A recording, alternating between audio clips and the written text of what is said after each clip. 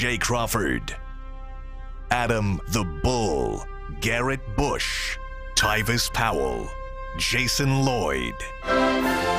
Plus, ba-da-da-da-da, you're loving him, Mikey McNuggets. And so many big names, it would take me hours to say all of their names. The ultimate Cleveland sports show starts now. Booyah! Here we are. It's the ultimate Cleveland sports show. We were supposed to be 4. We're only 2, but in a few seconds we're going to be 3. Who will mysteriously sit in the middle seat? Will it be? Oh, it's good. Oh, there goes. Gee. Oh my God. Take it easy over here. Holy moly. Am I here? I like it. That was almost an Instagram video of G going through the wall. I mean, that was very close. What's this hoodie you guys Mike comes back in like 3 days. Can we not This fire right here. set? Put this back on. Oh man. my gosh. The garage But we don't can't work. hear you until you got the mic on. Yeah. So, Your garage don't work. yeah. It's snowing outside. Give me Crazy TV right Give me here. together. Wait a minute. This is crazy Give me TV right together. here. He's a mess. You know, nobody believes it. I got the like- furthest drive, and I was here on time. That's right. Yeah, That's true, right. bro. We're like, That's good for you. G calls, he's like, he's in traffic. We're all like, yeah, whatever. Man, Traffic. I come from far away. I'm in South Euclid. Now that we know that G is the final person here today, that Yeah. means there's only one guy that isn't here today. Oh. And it's a very good reason why, you know. Jay is allegedly sick. Allegedly. Yeah, out of nowhere. It just crept up on him, you know. Coincidentally, he was eliminated from the Ultimate Cleveland Sports Show Fantasy League yesterday. And right now you're looking at 3 of the 4 finalists on the set here today. This is And it. you know what hurt his heart? Is because Yes. he left his boy, Yeah. On the bench. Baker Mayfield. He talks Baker up so much. And he had him on the. Would he have won with the difference of matter? Yeah. Yeah, That he man would've scored won. 7 He points. had 37 How much did you points. lose by? How much did I win by? did you win I don't by know. over it? It I didn't would have said matter. about 10. I'm going to say Drew about Lock, 12, 14. Drew Lock put the dagger in when he I had know- JSC for go Bucks. by the You way. know, by the way, you know, he threw his son under the bus. Oh, He yeah. he definitely Completely did. threw Corey under the bus. Hey, Corey, 100%. Your dad Threw is you under the bus and crazy. then But Jay admitted he's a Baker bro. He I finally saw that admitted it. too.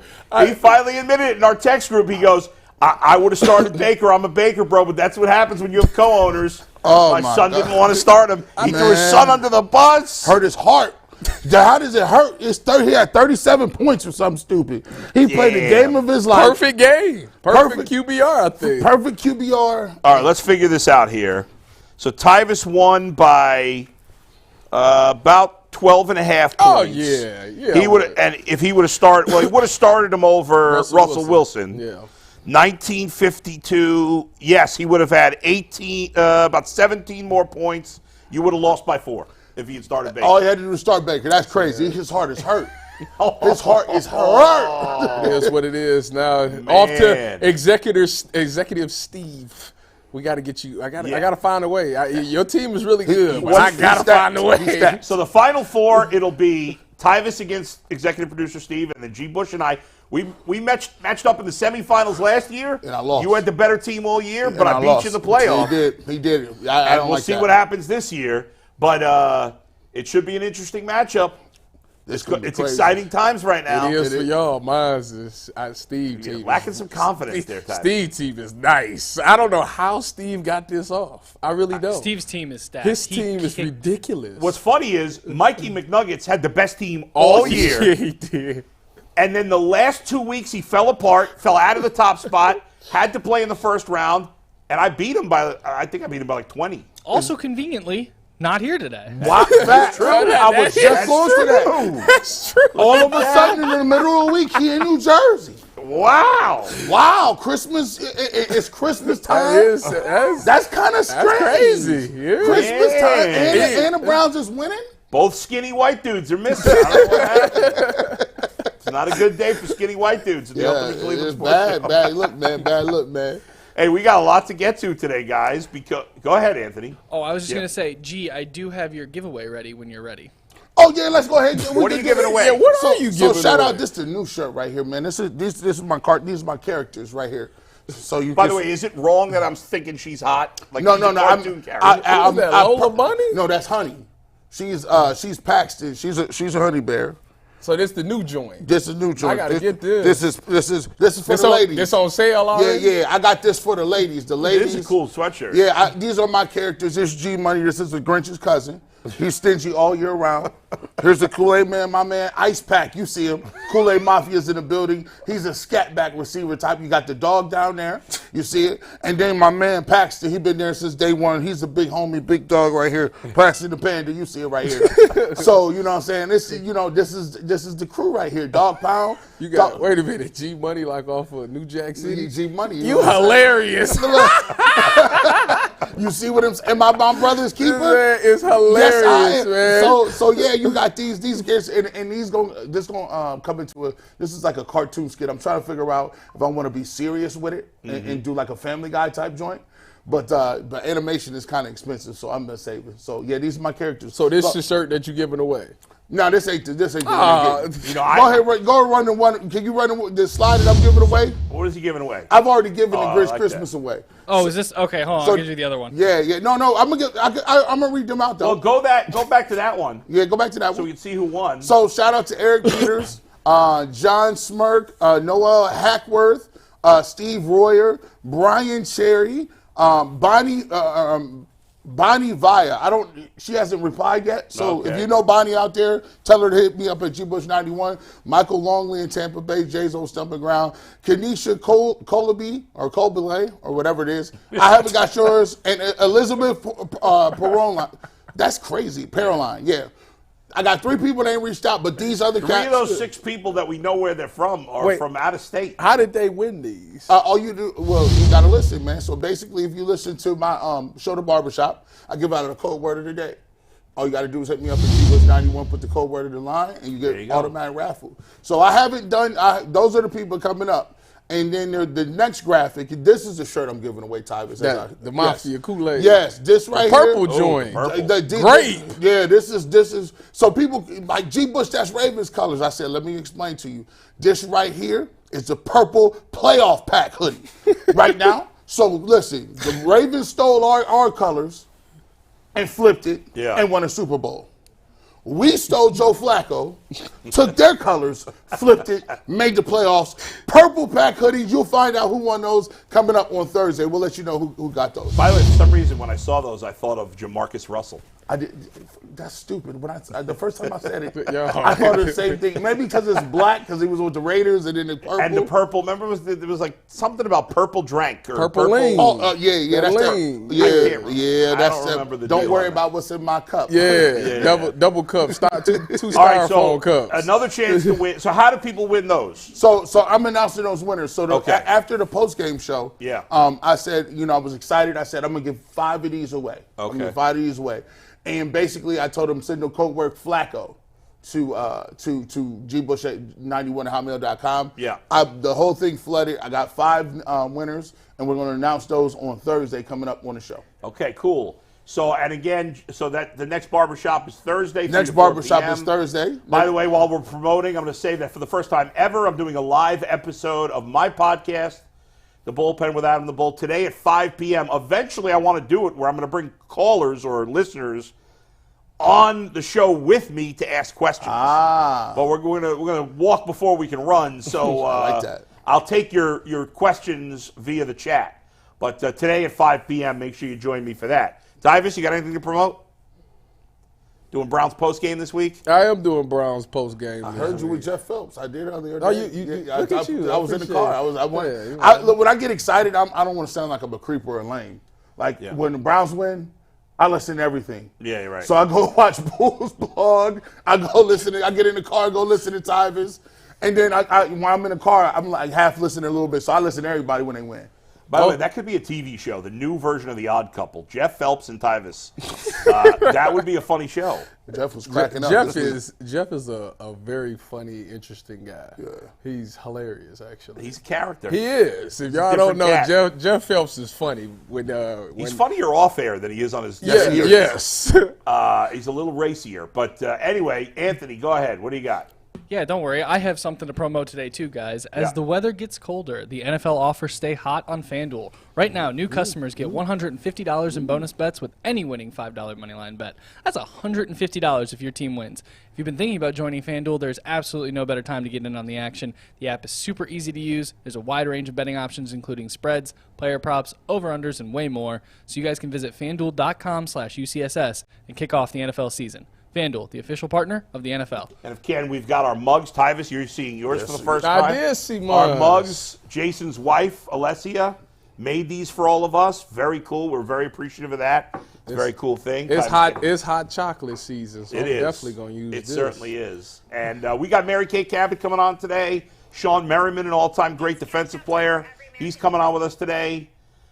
So a lot to get to. We're going to talk Pro Bowl and who on the Browns should be considered for Pro Bowl. We start to look ahead a little bit to the Texans coming up. Will C.J. Stroud, the Texans just won this past week. Will C.J. Stroud play? I think that's still up in the air. I went through some of the playoff scenarios. By the way, you guys. gave us a whole paragraph. Yeah. I was. I don't know if I tweeted it at all, but I put it in our group chat.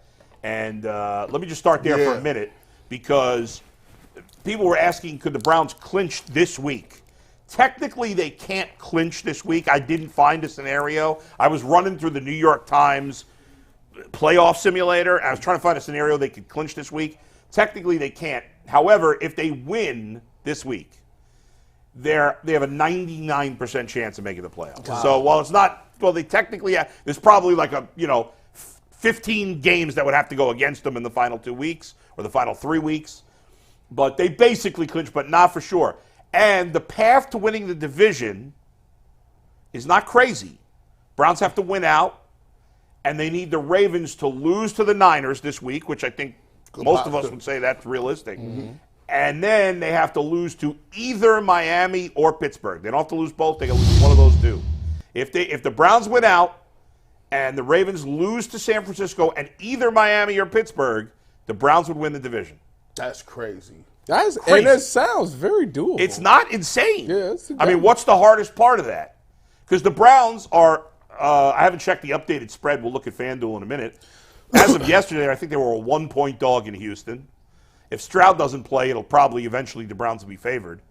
The Browns will be favored next week at home against the Jets. Depending on how the Bengals play the next 2 weeks, the Browns could be a slight dog in Cincinnati, but even if they are, it's probably 1 or 2 points, maybe pick them or whatever. But all three of these games are very winnable for the Browns. Yeah. Baltimore, I think we all think they're going to lose. I think the toughest thing is Baltimore losing to Miami at home or at Pittsburgh. Now, I don't think Pittsburgh's very good right now, guys, but Pittsburgh is always tricky with Baltimore. I think it depends on – that's the last game of the season? Yeah.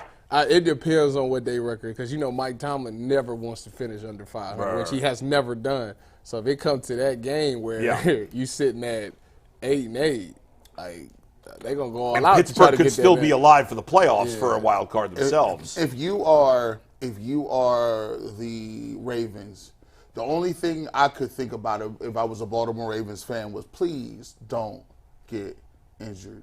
You play 3 teams. These games all count for these other teams. So it's not like at the end of the season where people don't have their guys in. These guys are going to be ready to play. And my thing is the Ravens are playing their best football, I think, because they are the most healthy out of a lot of guys. Yeah. Take a look at their defense. I haven't seen very many guys off their defense. No, they haven't. They've lost Mark Andrews. That's a big loss. That's a big one. And they just this week lost Keaton Mitchell. He's done for the season. That hurts a little bit. But they haven't. But you're right. By and large, I mean, there's not a lot of fully healthy teams. They unlikely came out of anywhere. He was unlikely to be a good contributor, and he just pulls up. I would appreciate him on my fantasy team. I mean, we could. There's trade deadline. We can't trade now. You ain't gonna use him. Here's the thing. From the time from the time you got him last week to the end of the year, you're not gonna use him. How's about we do an illegal move? I drop him, you drop your dude, and then we tell each other we're gonna drop and then pick him up at the same time. Does that work? No, because you probably hire on the waiver line. Yeah, you're right. Because now on the waiver list, you're right. But I will say this though. Yeah. I would not want to get Lamar Jackson hurt, and I'm going to ask you guys this question too. Is there a way that the Browns would be locked into one of the positions, because a lot of people are wondering, hey, if we get locked into a position, can we rest some guys? Would you rest some guys? I would. I would definitely rest if the Browns are locked into a position. Yeah, I mean, let's say the Browns win their next two and the Ravens win their next two, they'll probably be locked into the fifth spot, I would think. Mm-hmm. So even if they wasn't locked in, they should, as long as they locked into the playoffs. Right. I think. But if you have a chance to win the division, you're going to play. Yes. But if you locked into the play, like if you can't win the division and you're locked into the playoffs, right? It doesn't matter. 5 or 6. It doesn't matter. So you're gonna rest them. Right. But what's interesting, also, I don't want to go through the scenarios of this because we got a lot to get to. If the Browns win out, even the 1 seed is not off the table right now. Really? The 1 seed is not off the table because there's a lot that has to happen. Like the Dolphins had to lose some games. I think the Dolphins would only have to lose 1. And they play the Bills the last game of the season. Well, and they play the Ravens. Yeah, they do. So, we need the Ravens to right, lose. but let's say the Ravens lose to the Niners and Steelers and then beat the Dolphins. You could end up with a scenario, and the Chiefs need to lose a game. So there's a lot that has to happen. But the Chiefs, who knows? The Chiefs aren't playing great football. Maybe Cincinnati will win that game. There you go. It's possible. The Bengals playing Jamar pretty well Chase, right now. Jamar Chase is Although out. Jamar Chase is hurt, and the Bengals were outside of Burrow were completely healthy. Yeah. And now they lost Reeder and Chase. Yeah. Chase is not done for the year probably, but who knows? But anyway, and you know what? You can't write off any team with injuries right now because we've seen so much crazy stuff. The good thing about the Browns, though, is that they dealt with probably the most injuries, but they're used to it now. These other teams are scrambling like, oh my God, we lost this guy. We don't know what to do. The Browns is like, we've been dealing with it all year, so we good. Another guy hurt? Oh, they got the leg up in that event. in that category. All right, guys, let's switch it up. So yesterday, Tyvus, you weren't here. We were talking some Pro Bowl stuff, guys that could potentially make the Pro Bowl. We're going to save JOK for the end, right, Anthony? Yeah. Okay, so we talked about JOK. So are you going to bring guys up, or do you want me to just bring the guys up? I'm going to let you guys run with this one. I do have Mikey McNuggets' list. He texted me, and I think he's missing somebody, so we can get to that too. Okay, let's start, guys, because on offense. Because I mentioned this yesterday, we didn't really have much time to talk about it. Who you got? But I got one offensive player on this team, and maybe Wyatt Teller, Bitonio, I don't know, but probably not Bitonio. But I got an offensive player that's a Pro Bowler to me, and that's David Njoku. Think about the AFC, because the best tight ends. So obviously you got Kelsey, he's going to the Pro Bowl. Mm-hmm. The next best tight ends are Hawkinson. He's going, but that's NFC. That's NFC. Sam Laporta, the rookie for Detroit, he's going. That's NFC. George Kittle's had a monster second half. He's going. That's NFC. They take 3. I believe they take 3 tight ends in each conference. So you got Evan Engram. He's having a really good year. But who else is? But I think Engram and Njoku are neck and neck for the second best tight end in the AFC right now, behind Travis Kelce. Who else is there in the AFC? Evan Engram. You said. I said Engram. I don't. How is Dalton Schultz doing? He's doing decent. He's okay. I got him on the fantasy team, but I don't think he's doing better than Njoku. What about? I don't think he got the targets. Well, I ain't heard from Pat Freiermuth this year. Yeah, Freiermuth's done nothing. The kid Dalton Kincaid's been okay in Buffalo, but he's not been consistent. You're right. He's going to make the Pro Bowl. I think he's got a great shot to make the Pro Bowl. What about Hunter Henry?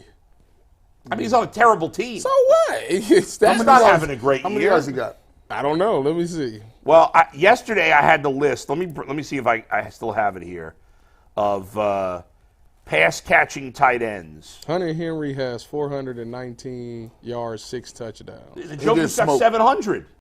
That's 700, bro. He going then. and he about to get spoon-fed the next 3 games. He going. They spoon-fed him. Right. I mean, I think David Njoku has an excellent shot to finish with 900 yards this year. I don't think he's going to get to 1,000, but I think he can get to 900, which for a tight end is pretty huge. I think he gets he might be a mid-900s. Yeah. And, you look at what Joe Flacco, like, it's funny how quarterbacks work. It's just like they find a guy, right? And they're like, listen, P.J. Walker is going to throw the ball to Amari Cooper regardless. Like, DTR didn't really have a person like he was throwing the rock to. Deshaun Watson really didn't establish a particular guy. Yeah. But it's clear that David Njoku is the guy that you know he feels the best throwing the ball to. He had 14 targets, I think, this past game. That's a lot of Yeah, targets. That's crazy Schultz number only for a tight end. Schultz got 513 with 5 touchdowns. Yeah, I mean, and Njoku only has 3 or 4 touchdowns, I think. I thought he had 5. Oh, does he have 5 now? Njoku got 5 touchdowns. Yeah, that's right. He's got 3 in the last 2 weeks. Oh yeah, he's all in. I think he's definitely he's in. in To there. me, he's the He's in second there. tight end. I put him just ahead of Ingram for me.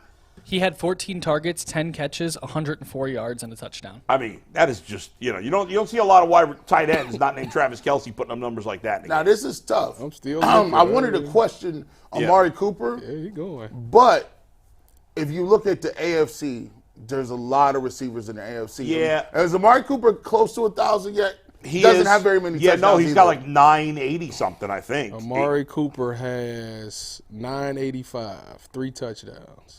Yeah, he's not getting the Pro Bowl. He that's would, he not- would have yeah. to get about 300 more yards and about 3 or 4 more touchdowns for even considered. Yeah, no, he's not going. I don't think there's anybody else on the offense. Anybody want to make a case for Teller as the only healthy offensive lineman?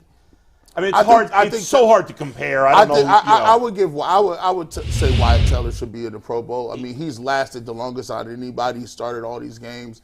He was injury prone the last couple of years. I think he's played well. I would argue that Teller should be in there. All right. I mean, again, with guards and offensive linemen, it's I'm not paying attention to offensive linemen on other teams outside of the Browns and Bengals, so I don't know, but I know he's done well. Yeah. He's been the rock in that offensive line when everybody else is hurt. All right, I think that's it, right? We got no other case for anybody else on offense. Did we get Joe Flacco to the Pro Bowl? No. Did we get Joey Flacco? They put him in. Didn't they put what's the name in there? The dude from the Ravens last year. Their backup quarterback. Can't think of his name. What's his name? What's the guy from? Huntley? Yeah, they that put was a him- joke. That was funny. Because like a lot of the quarterbacks end up not going to the Pro Bowl, so maybe Flacco will go. That would be pretty funny. That's he could be like, crazy. I mean, if he I think plays Huntley- great the final 6 games, you never Huntley know. was the 3rd reserve that they called in for that because everybody kept saying Yeah, no, I mean, it something was like crazy. that. Huntley should have never gone. He should have been the last choice. But anyway, okay, now, guys, let's move to the defensive side of the ball. We'll save JOK for last because we want to do a deeper dive into him. But on defense, there's certainly more than one guy with a legitimate case. Let's start on the defensive line, where obviously Myles Garrett is a lock. Yeah. Right? There's no debate. That's a joke. Don't even. That Myles Garrett is going to the Pro Bowl. Yeah, well, you know what? Hopefully, I shouldn't say that he's going to the. Well, let's hope none of the Browns go to the Pro Bowl.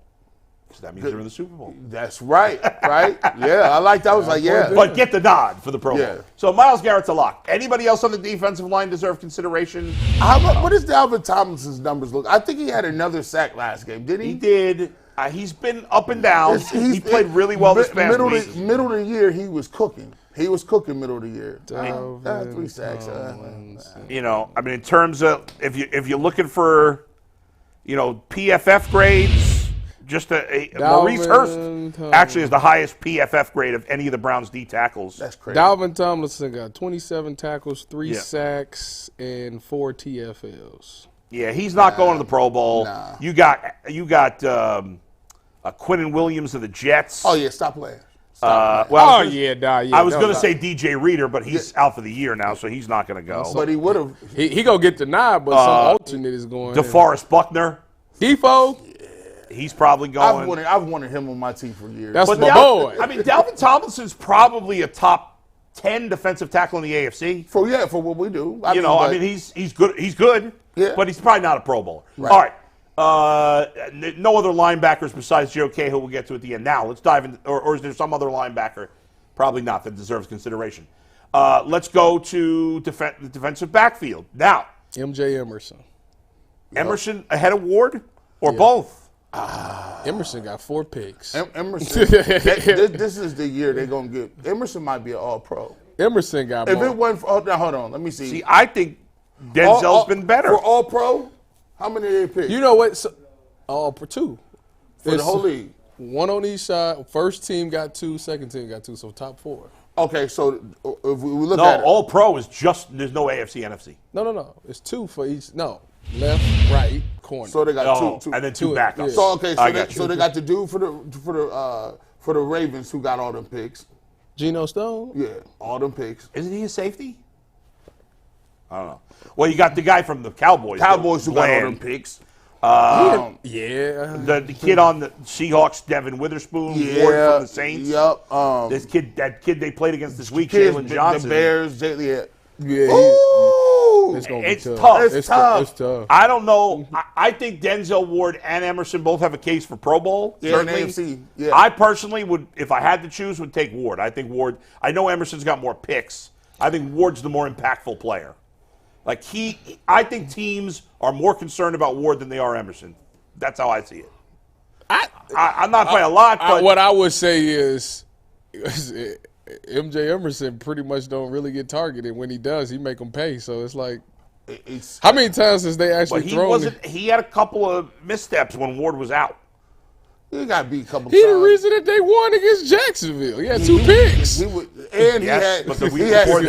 had a couple of crazy knockdowns, couple big I ain't sticks. saying he's better than he's Ward. better than Ward? No, that's not what I'm saying. Okay. I'm not saying that at all. But what I'm saying is Ward's missed games, so that's gonna mess up. True. That's gonna mess a up the fair Pro Bowl point. That's a every fair time. point. He's played every game. They're not getting the safety in the Pro Bowl because they both missed time. Yeah, Dale Pitt would have probably got the So nod. okay, so Njoku, I think we agree now, is probably a Pro Bowler. Obviously, Myles Garrett. I think they'll get one of the two. They'll corners. get one corner. Yeah. One corner. So that's 3 guys in the Pro Bowl. How many Next, games did Denzel miss? 3? He missed 3. And then he barely played this one. Yeah, and he wasn't as effective. That's what I'm saying. So you're right. That's That's a good what's point. messing it That's up. a good point. Yeah. Didn't I he miss think more than that? No, it was 3. I think before That's he what got, he about. That's about what he missed every year. It's about a good 3. point. I think before Ward got hurt. He was a clearly lock. ahead of He was a Emerson. lock. And now maybe Emerson passes him. Yeah. Okay. Another guy, Dustin Hopkins, special teams. He should. Yeah, he making it. He should. Is he getting it over? Do they only take one kicker for He each should conference? be. They should have him in the conversation He for all pro. got better than Tucker. The only kicker that's been better than him is the guy with the Cowboys. I don't think he's missed a single field goal, has he? I didn't see this week if he missed one. Bring that up, Anthony, if you could. Or one of you guys. The Cowboys kicker, I don't think has missed a single field goal, but he's in the NFC. And we play close games every week. And he's playing in Dallas. Right. A lot better weather there. We playing in But it Cleveland. don't matter anyway because from Pro Bowl, now for all pro, then it matters. Yeah. For Pro Bowl, they might be the kickers. I don't know. But outside of Justin Tucker, Evan McPherson's had a good season. Go ahead. Dallas has not missed. He has a 100% field goal rate That's right now. crazy. And he's got a 93.0 for extra points. First team All Pro is him. He has 133 we arguing points. for a second We'll team see, man. All Pro right now. But wait a second. There's still 3 more games. What about Borges? Borges? Yeah, Borges. Yeah, I don't know. A punter, he's good. Didn't he have like the longest net? He does. He kicked some. But there's other punters who are better at like spinning it back. Yeah. So it's hard to say. Man, But he's in the listen. It's nice that the Browns have this many players worth talking about that are at least in the conversation. Ain't that crazy? And what's funny is a lot of the players you thought before the season could be Pro Bowlers are out of consideration because they either, in some cases, didn't have great seasons, but in most cases it's because they're hurt. Just didn't play at all. Right. Has Evan McPherson ever been a All Pro? No, because it's always Tucker. Yeah, you're right. But it ain't a first team and a second team? I think it's only No, one for kickers. I can't remember. Really? I think it's only one. Man, I mean, that's McPherson- messed up. McPherson's It's rookie always, year. it's usually a first team and a second team. Yeah, I don't know. Can y'all check on that? Do they get more than one I'm For all pro. for sure all they pro do. for kickers? It has But to be all a these second guys are having tremendous seasons. Now, the last guy we got to talk about is JOK. JOK, this is the most remarkable story. Because, the other guys, I mean, Denzel Ward's always been a good player. team. I know. I said the same thing when I said. Man, you don't understand. That boy got I mean, 18 TFL. That's Emerson ridiculous. was good as soon as he came into the league. The Hopkins being as good as he is a surprise, but he's a kicker, so we don't, you can't get that worked up about it. David Njoku obviously is having his best season, but David Njoku Boy got 18. was at least a solid player, and now he's taking it up another level, well, 2 levels maybe. JOK, there were a couple games last year, he was inactive, a healthy scratch. Yeah. Think about that. He was bad. He looked like he had no instincts. The greatest linebacker in the last 30 years for the Browns DeQuell Jackson said to us they should cut this guy. You got that? I'm about to say, I think We we got the We clip. got that clip. Let's play that clip, guys. If I were that coach and what I watched on film, he's not a linebacker. He's definitely not he doesn't have the fundamentals to play linebacker. It's just not. And the places he was put in on he was playing Sam at one position, and I don't think he's got the skill set. He's got the athletic ability, but he doesn't have the discipline to play linebacker right now. So I would look at playing him on third downs, bring him in to guard tight ends, let him be the man-to-man, the cover linebacker with the title linebacker. Because I just don't think – I think from that position, you got to look at some of these free agents that are out here and bring a guy in that when a coach says these are the things we need to do to be successful, you actually have a guy leading by example doing those things. I think when you look at this group, when you look at JOK, he doesn't play well with his hands. He gets lost in space. He plays too hesitant. And that's one of the things that Jim talked about on his pressers. Like, you want guys to play fast. And when you play fast, that means you're prepared, you're comfortable with your fundamentals, everything leading up to the diagnosis of a play. And I don't think JOK has that right now. If I were that.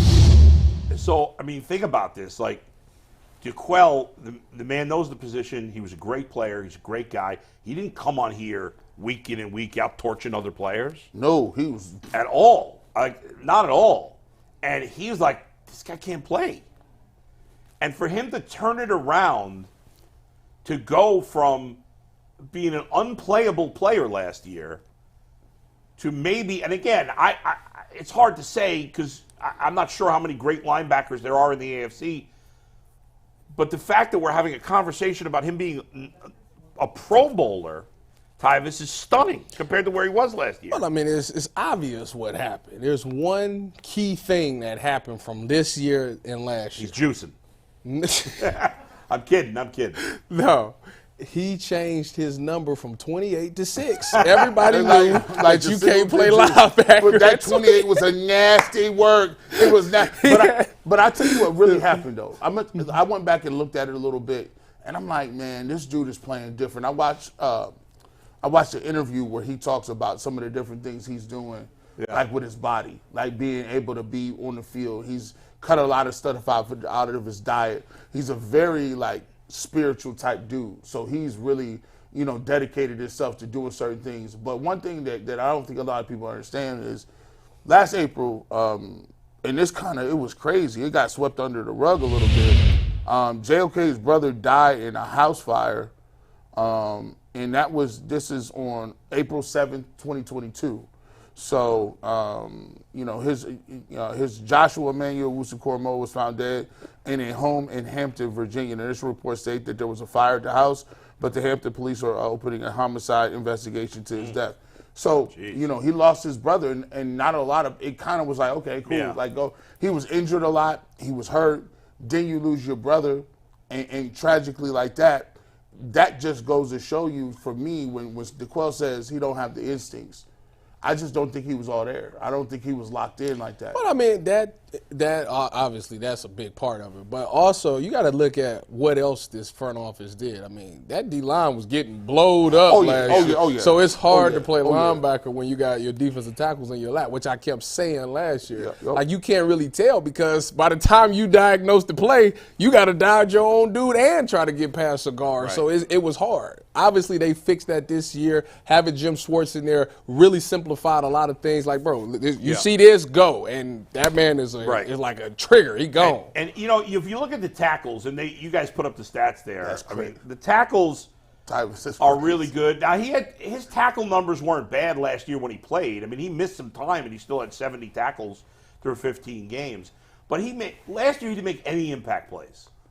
I mean, I'm even shocked he had 7 tackles for loss because I felt like he never made a big play. He had 2 forced fumbles. Yeah, that's you know how his numbers is down this year. Tackles for losses. You know how that means. Look, watch this. This is impressive. Yeah. So he had 3.5 sacks. Those sacks count as tackle for loss. So if you take those out of the equation, he still has 14 or 15 tackles for loss in the run game by itself. That's crazy. And 5 pressures. Right. And still you have 84 tackles. So to me, some may argue, I argue that he's having a better year than Myles Garrett. That's a bold take. I was so speechless.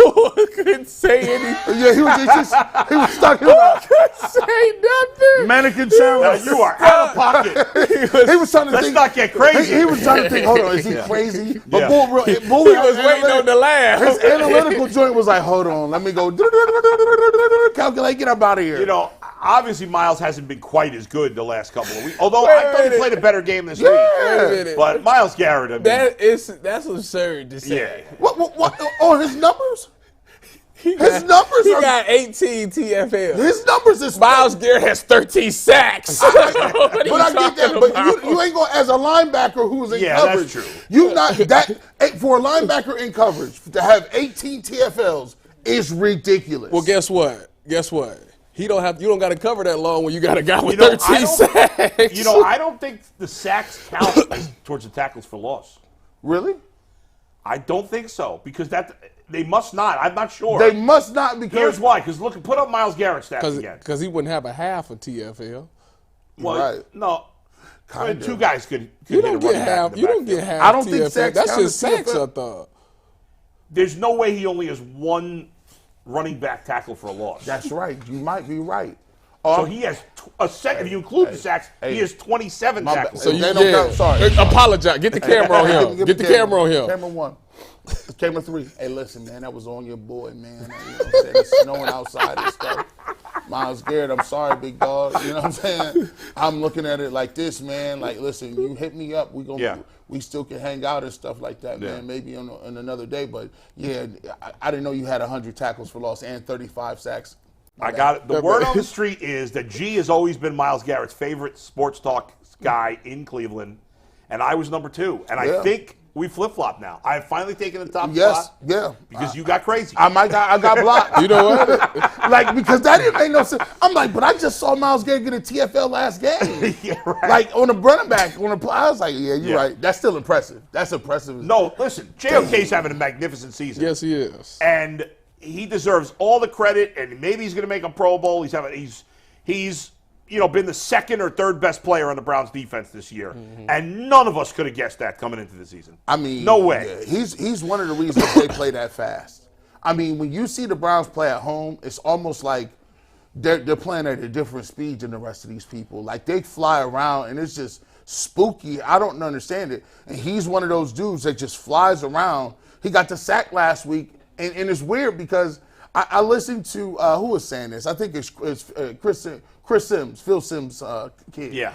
And he was saying, you know what I like about the Browns? He said, I love watching them. They're a guilty pleasure because certain defenses will just give you something. They'll say, okay, we're going to give you that 3 in the flat. Yeah. We're just going to rally up. Yeah. The Cleveland Browns are like, no, we're not giving you 3. We think we can get you for a 3-yard loss.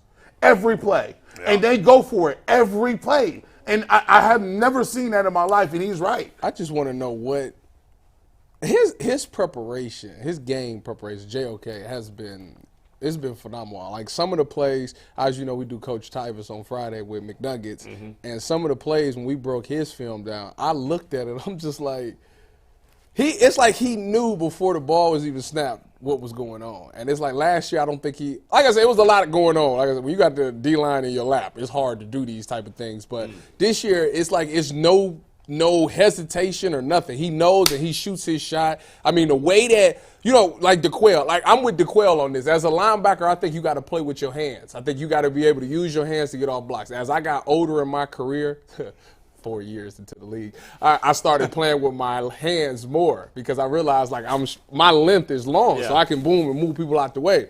Well, with him, this kid's like 220. He run around. Yeah, he like 220. He be hitting I weigh more than this guy right now. Right. And he throw his shoulder in the guards. He dip under these dudes. It's really remarkable. If you actually take the time to watch JOK over the course of a game, some of the stuff that he do is like freaky, man. The dude is quite the athlete. That's why he's making these plays. By the way, Steve Becker, our executive producer, is saying that a tackle for a loss the sack does count as a tackle for a loss, but then that doesn't make any sense. So that's hands up, my bad making the graphic, actually. Yeah. Because he has 2 half a sacks, which would combine him for 14 sacks, 14 tackles for a loss. So that's on me for making the graphic wrong. I have But that doesn't make number any wrong. sense. How would he only have 14 tackles?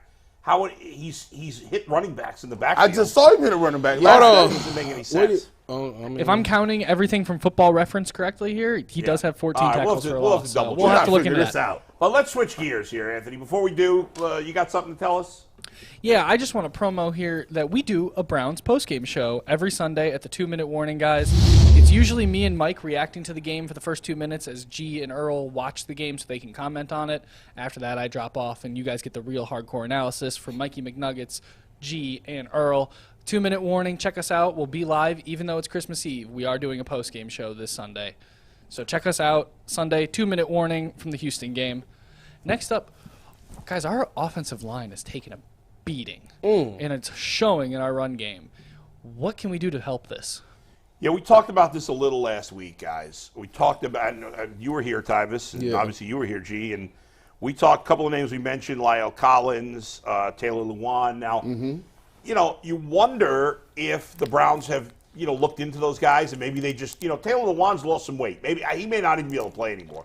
He's doing some media stuff. I thought Lyle Collins wanted to play. I know 2 months ago he was cleared. You know, maybe they just don't think he's any good. But look, I did see that the Browns. I can't remember the name of the player, but there was a defensive tackle. Oh, it was like Turner or Trey. Yeah. Somebody claimed he got picked up by the Texans on waivers. Yeah. But I saw that the Browns and Bengals both put in claims for him. So it's not like the Browns are sitting on their hands. They saw something in this defensive tackle. They thought he could help him. They didn't get him because the Texans have a worse record, so the Texans had first crack at him. But it shows you that the Browns are not. Andrew Berry's still working here. Yeah. Guys, what do we think? G, start with you. Would you like to see them go out and get a veteran offensive lineman, or do you think that ship has sailed at this point? It all depends on how the guy that they bring in would probably have to be pretty smart. Because I think, you know, Hudson was already in the mix. Christian has been here for how long?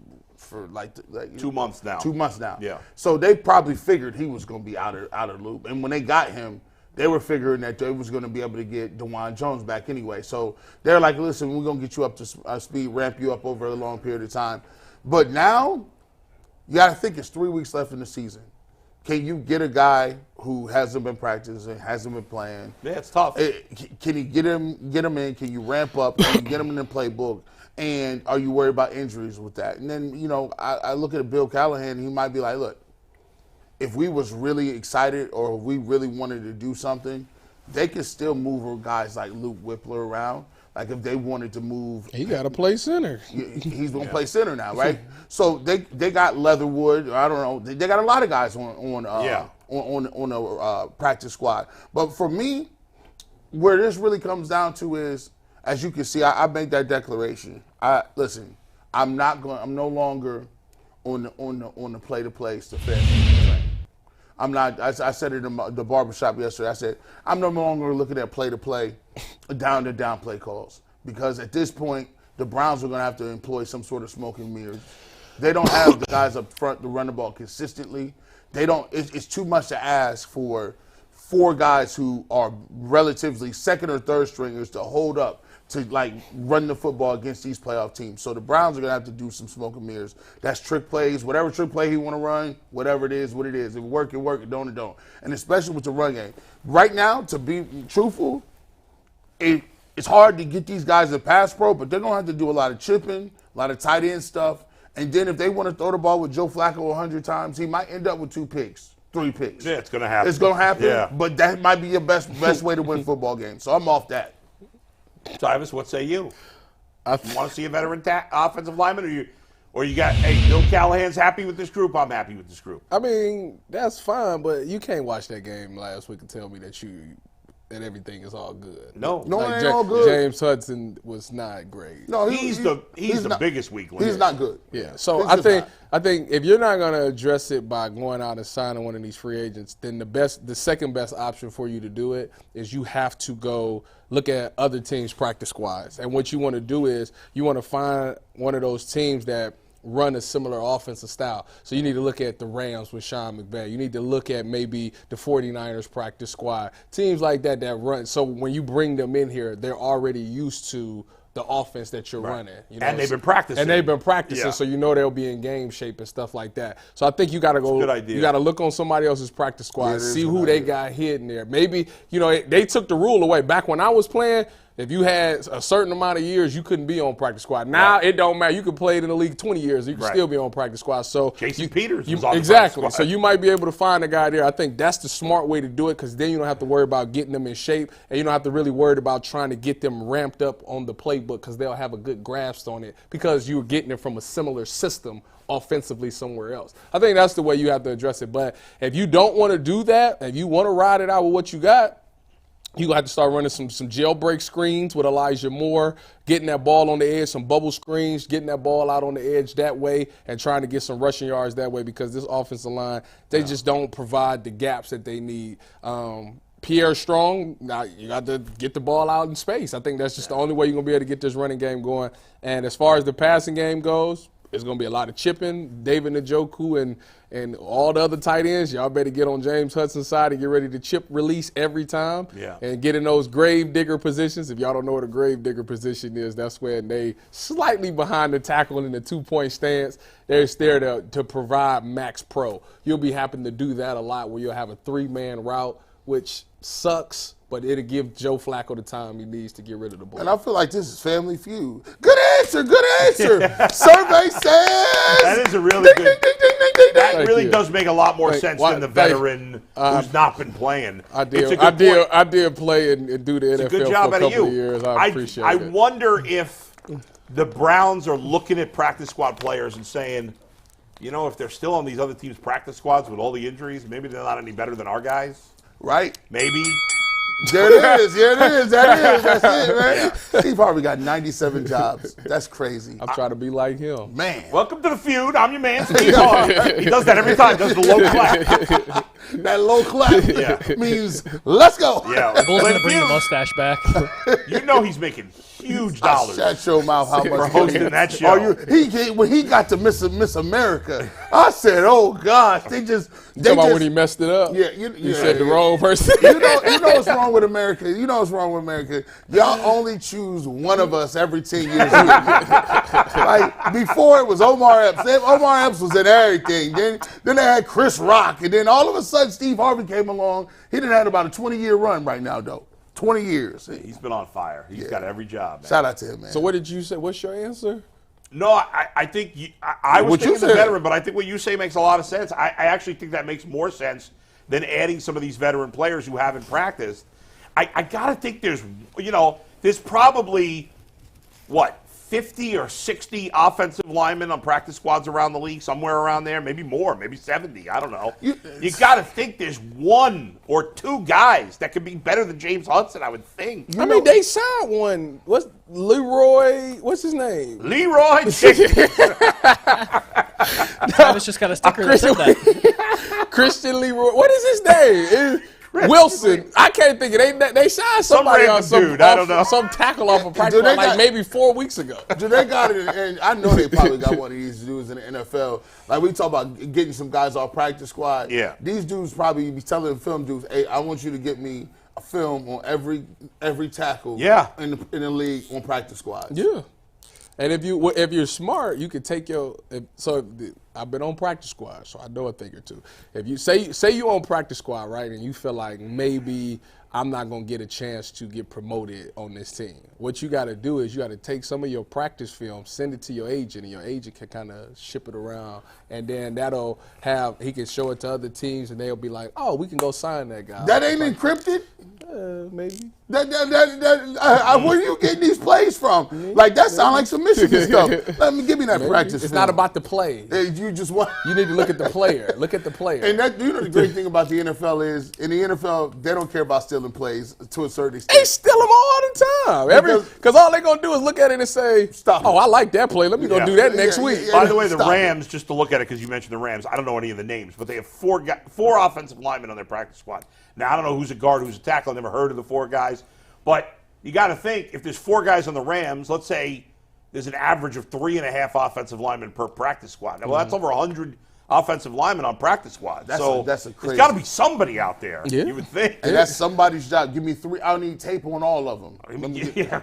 That sucks. Andrew Berry spent the last few days watching 100 players on practice squad's film. They got to figure something out. All right, Anthony, it's time to, every week we do a game with PFF grades to try to figure out if we can figure out what the hell their grades are all about. So what do we got this week? Yeah, before we get into it, guys, I do just want to remind you, Mikey McNuggets might be on vacation, but don't worry. Earl and I are still holding it down, and we are going to do Behind the Glass this week.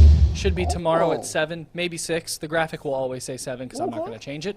But be sure to tune in to Behind the Glass. It'll be Earl and I, and we might bring on a guest this week. So who's your guest tune going to into be? that. Director Steve? We're kicking around a couple ideas. Might be you, Bull, so be on the ready. Excuse me? How about you and G pull up? Yeah, if you and G want to Fancy come hang out with schmancy. us. Well, we were guests last week because it was in the Was I guest last week? We might finally interview all of us Steve at Becker. the casino. Yeah. We was there. Yeah. Not casino, but you know. What if you get Steve Becker and take his takes? Yeah. Go blue, I guess. Steve Whoa. You should put Steve on there. Never He's say always- that again. He keeps us busy with his 8,000 texts every show, you know? It's true. So, we'll I mean, we'll he has talk a lot to around say. and we'll get a Let guest him set up talk a for little tomorrow. bit. Ask Steve what's going on with his Eagles. That's what you need to ask. Yeah, the Eagles, man. 3 losses in a Eagles are row. a disaster right now. They ain't got no running game. Can't be out here What, throwing. DeAndre Swift? No. They don't be giving them Don't the give ball. him the ball. Yeah. What I know because I got him on fantasy. 2 of my fantasy teams. He's been terrible like 6 games in a row. Yeah, that's true.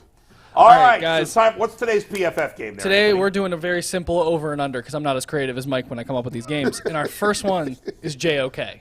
Was he over under 82.5? 82 kind of high. I was thinking the same thing. 82 kind of high. You know the PFF. I'm gonna go under at 81. We got under from Tyvis, under from G. Over. Bulls taking the over. All right, Steve, we can Trying to take it. get It inside was shockingly 64.9, even though I thought he had a really That's good game. what you get. Trying to get one up Can't on get us. inside Anthony's head. You can't get inside PFF's He's got head. wacky things going on inside of his head. It's true. Yeah, All right, see? so next up, we got Jerome Ford. Was he over under a 58.5? I thought he sucked. That means PFF will have him with an 80. That's low. Like y'all. Anthony's going. It's probably over. I've Okay, already Bulls figured got Anthony out. under. It's probably over. But I'm Tyvis still says saying over. I'm saying under. G with the over. Well, I'll tell you, 2 of you are correct. Sorry, it's over. He actually had a 68.4, I knew it. which, looking at the running I don't- stats from I that have no game, idea. blew my What, mind. Dwayne? Hey, you see Pierre Not his Strong fault. got 58 the low rock. though. Pierre Strong got the rock and they called it back. Yeah, he had a nice play Nice there play. too. Yeah, they did. Go ahead, Anthony. All right, What's next up, Dalvin Tomlinson. Was he over or under an 83.5? I thought he played pretty good this game. Did he have a TFL? He got a sack too, Oh, he had a sack. but he didn't have all that. 83 high. If I'm wrong about this one, I'm officially saying Anthony screwed up this game, and I'll tell you Bulls why. going over. Tyvis is going over. G is going under. Sorry, G, you were wrong. It was over. He had a 91.6. All right. He is great this game. Woo! If you That kind of lines up with how I thought he played.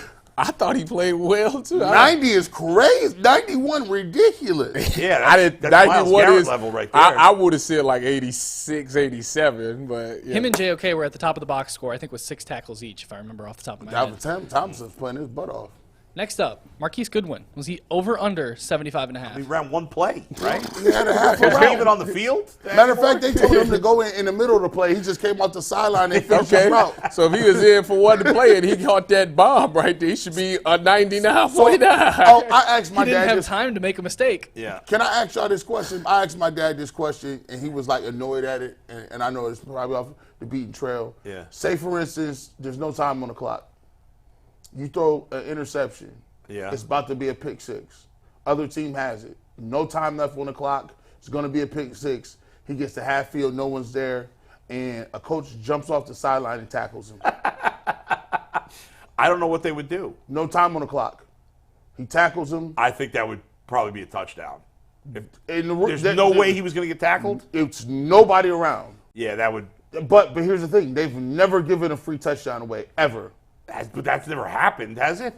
No. Didn't Mike Did Tomlin Mike run Tomlin into a do player that? once? No. He like was backing up. But or if something it's the Super Bowl, you throw a pick six, the time is out. All of a sudden, he's running down the sideline. Coach comes out and tackles him. He's down.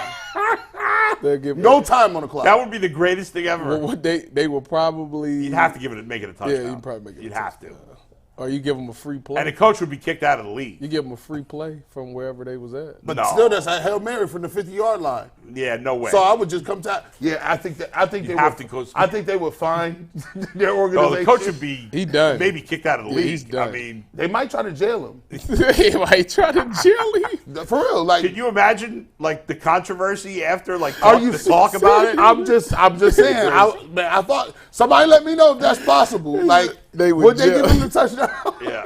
I don't think you could do that. Oh my God. I'm going over. All right, here we go. I'm gonna go over. Bulls got willing to over. take that risk. G's got over.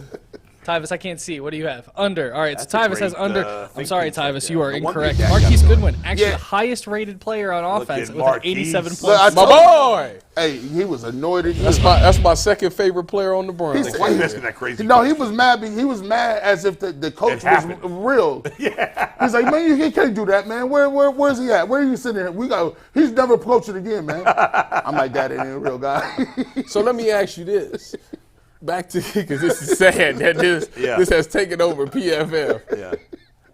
Say the coach tackles him, right? Right. But nobody's around. Can the player then get up and continue to run? I think he could. So because- that's what I would do. But I was a player, I would get up and keep running. But in the heat of the moment, I'm thinking the player might want to just fight. Yeah. You just assaulted me on the field of But play. you got to keep the bigger thing at hand. I know you gotta can fight think- him after Right. I go How score. about if a fan came out of the stands and tackled the player? Well, they would jail him. He's going to jail. And I think can somebody tell me in the chat, has the league ever given a touchdown away based on, I don't know. I don't think it's possible. But I don't think They that's would- nothing like that's ever Could happened. they tell the refs, would they call from the league office and say that was a touchdown? Yeah, I Tell think them. you'd The have to. player would get up and run. That's what I would do. I mean, Jim Harbaugh would probably do that. He's not afraid to cheat. You would be famous forever. Oh my God. A player running out of the stands and tackling somebody, or Yeah. a fan running Fan, out, yeah. is just an NBA game. But next, Martin They Emerson, would jail him. over under Wasn't 72 there- and a half. Wait, did you guys hear about this real quick? Did you guys hear there was I think it was in a college game, some teenager was dressed up in like a LeBron James, yeah, and he just went out like second into the game. Yeah, and his coach pulled him and they took He him to was dressed jail. up in LeBron's Yeah, like sure jersey did. and I shorts. saw that on. I think I saw that on Twitter. He tried to check into the game. Yeah, he did. I'll see if I can But find it it. was in the NBA? No, I think That's it was a in college college. game. But he had LeBron's gear on. Yeah. On Miami, like Yeah, Miami. Miami 6 jersey, white. It was all white. And he wasn't on the squad or nothing. No. Checking the game. And his coach was like, hold on. Coach was like, hey, send What him are off you to the doing? officers. Go take him. All right, guys, we got four more Go of ahead, these. Mike. All right, all right. Real quick, Mike, Martin Anthony, Emerson, go. 72 and a half. Yeah. Over under. He's trying to trick me. Over. We got under from Tyvis. Over. Steve, when you're ready, 71.7. Just under. Yes. Hey, Anthony, you a jerk for That that. I was spent a way Mike too much Lucas. time with Yeah, these well, nuggets. that was a Lucas special. Yes. All right, next. All right, next we got Amari Cooper. Over under 67 and a half. But he caught the football, though. I know it's under, but he should be over. I know it's under. We got over from Bull. Is that an over from Tyvis? Yes. Over from Tyvis, and then an over from G. I got you all this time. It is under with 65.8. I knew it. I knew it. You should- I knew you shoulda- it shoulda was. went with it. Yeah, I knew it. Like he caught all the footballs. I don't know what happened, man. All right, guys. Myles Garrett, over under 90 and a half. Listen. If I went under on him last time, pause. Super.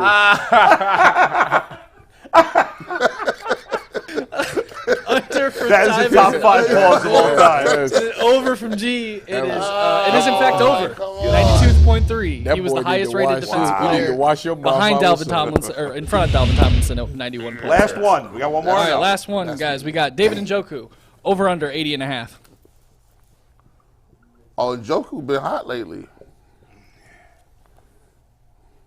Hey, he need to stop. He need to stop instinctually jumping. He gonna All right, we have over from Tyvis. We have an over from Bull.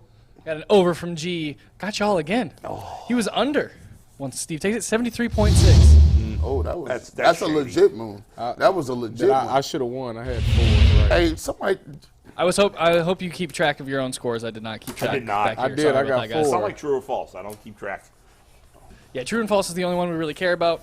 All right, Mary Kay coming up. Yeah, we're still waiting for Mary Kay. So before Mary Kay comes on, I just want to remind everybody real quick that as the weather gets colder, the FanDuel stays hot. Right now, customers get $150 in bonus bets with any winning $5 moneyline bet. That's $150 if your team wins. If you've been thinking about joining FanDuel, there's absolutely no better time to get in on the action. The app is super easy to use. There's a wide range of betting options, including spreads, player props, over-unders, and more. You guys can go visit FanDuel.com/UCSS to kick off the NFL season. FanDuel, the official partner of the NFL. They would probably jail. What was that? That's the line of the day. If a coach jumped off the sideline to tackle, they probably jelly. I think, I'm trying to, because you got to think of how many people would lose money off that. People would lose their homes. Like, they'd be like, you let her enter, and then they would think that the NFL was rigged. That's a fact right there. They're like, you can't, No, that would have to be a touchdown. I wonder if it's ever happened like in high school. Like, I could see that happening in some crazy high school football coach. Well, Right. Steve Doing Becker something nuts like said that. something close to that happened in 1954 Cotton Bowl between Alabama and Rice. Oh, really? That's what he said. He sent the video too. Let me look at it. All right. and if it's a player, I think if it's a player, Yeah. that's a little, like a coach, I don't think a coach would ever do it. You know what? Let's ask Mary Kay about it. Mary Kay Cabot is with us, Cleveland.com. And here she is. Good to see her. Hi, Mary Kay. How you doing? Oh, we got an audio issue.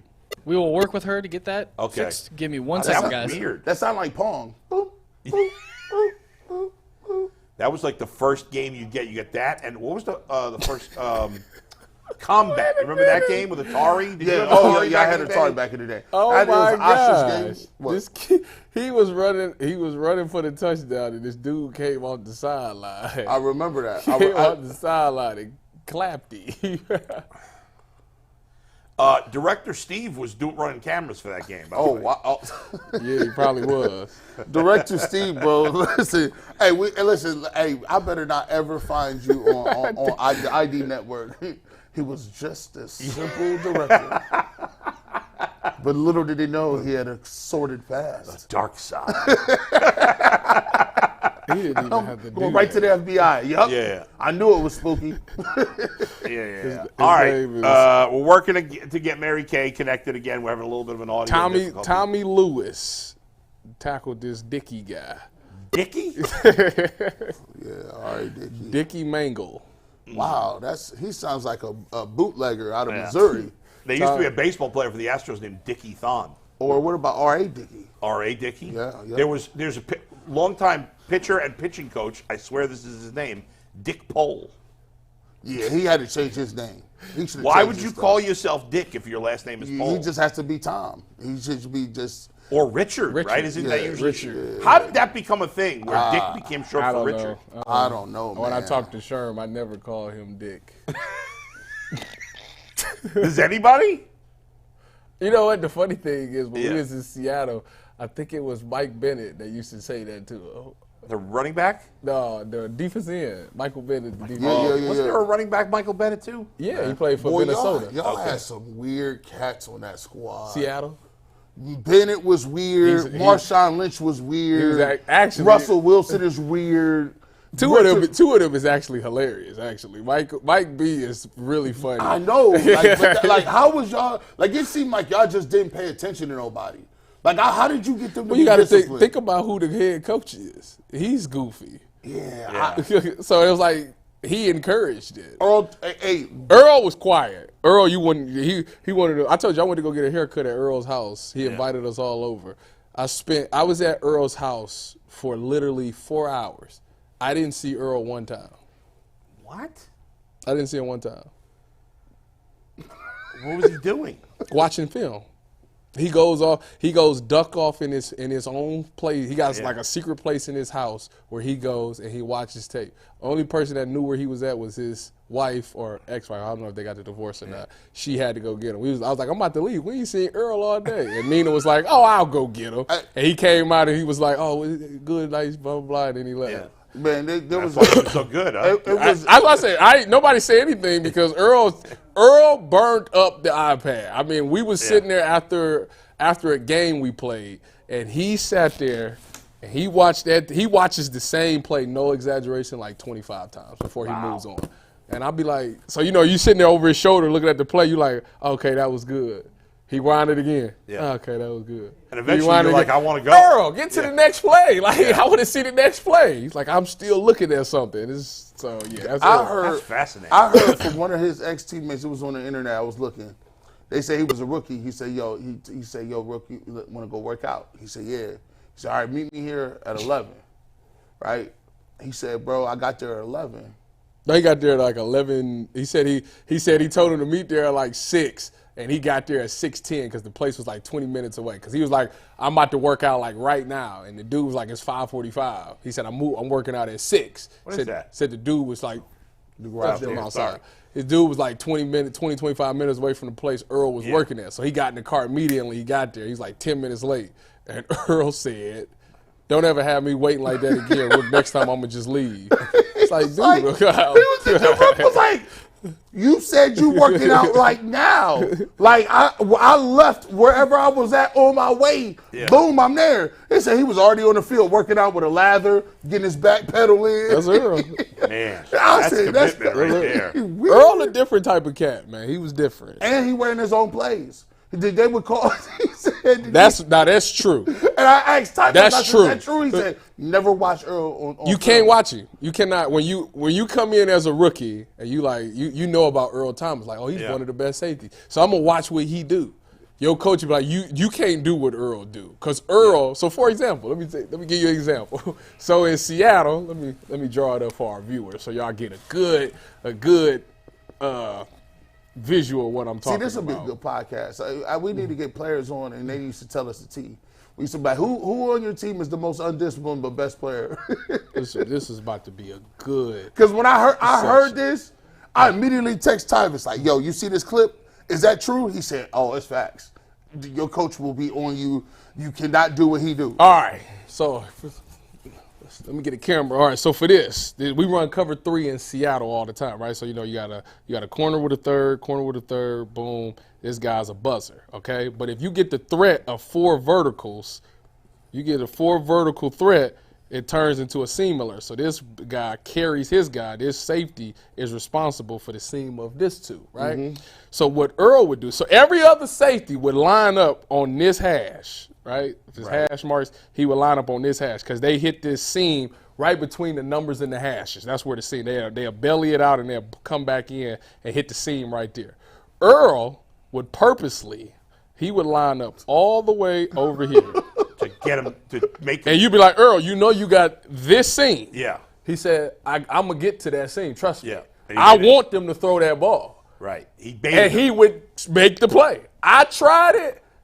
Get out. Get out. Don't ever do that again. So I was like, I'm not. You can't do what Earl did. So what would he do? He would just run the second the play ball was snapped? Yeah, because when you come out, every quarterback's going to look at him like, oh, my God, this seam is wide open. So he going to get it, and he going to throw it right away. Earl would. So it was funny. So he would put his back. Now, he was a little smart about it. He would put his back to this seam, meaning he's looking this way. That's how his stance would be. Mm-hmm. He would look this way towards this seam, and he would look at the quarterback. And as soon as the quarterback snapped, if he would catch it and look, Earl would just take off. And he'd make it there. I don't know how. I guess the 4.3 speed would work for him. But I tried it, and like I said, they hit it and I never made that mistake again. So, yeah, you cannot watch Earl. Earl is also the guy that you got the post. On third, you got the post. But if Earl see that they like to throw that dig, he will vacate that post to go get that dig. And you'll be like, Earl. It actually happened to Sherm. Sherm be like, I need you back there in the post. He said, I seen that they was going to throw this dig, so I jumped the dig.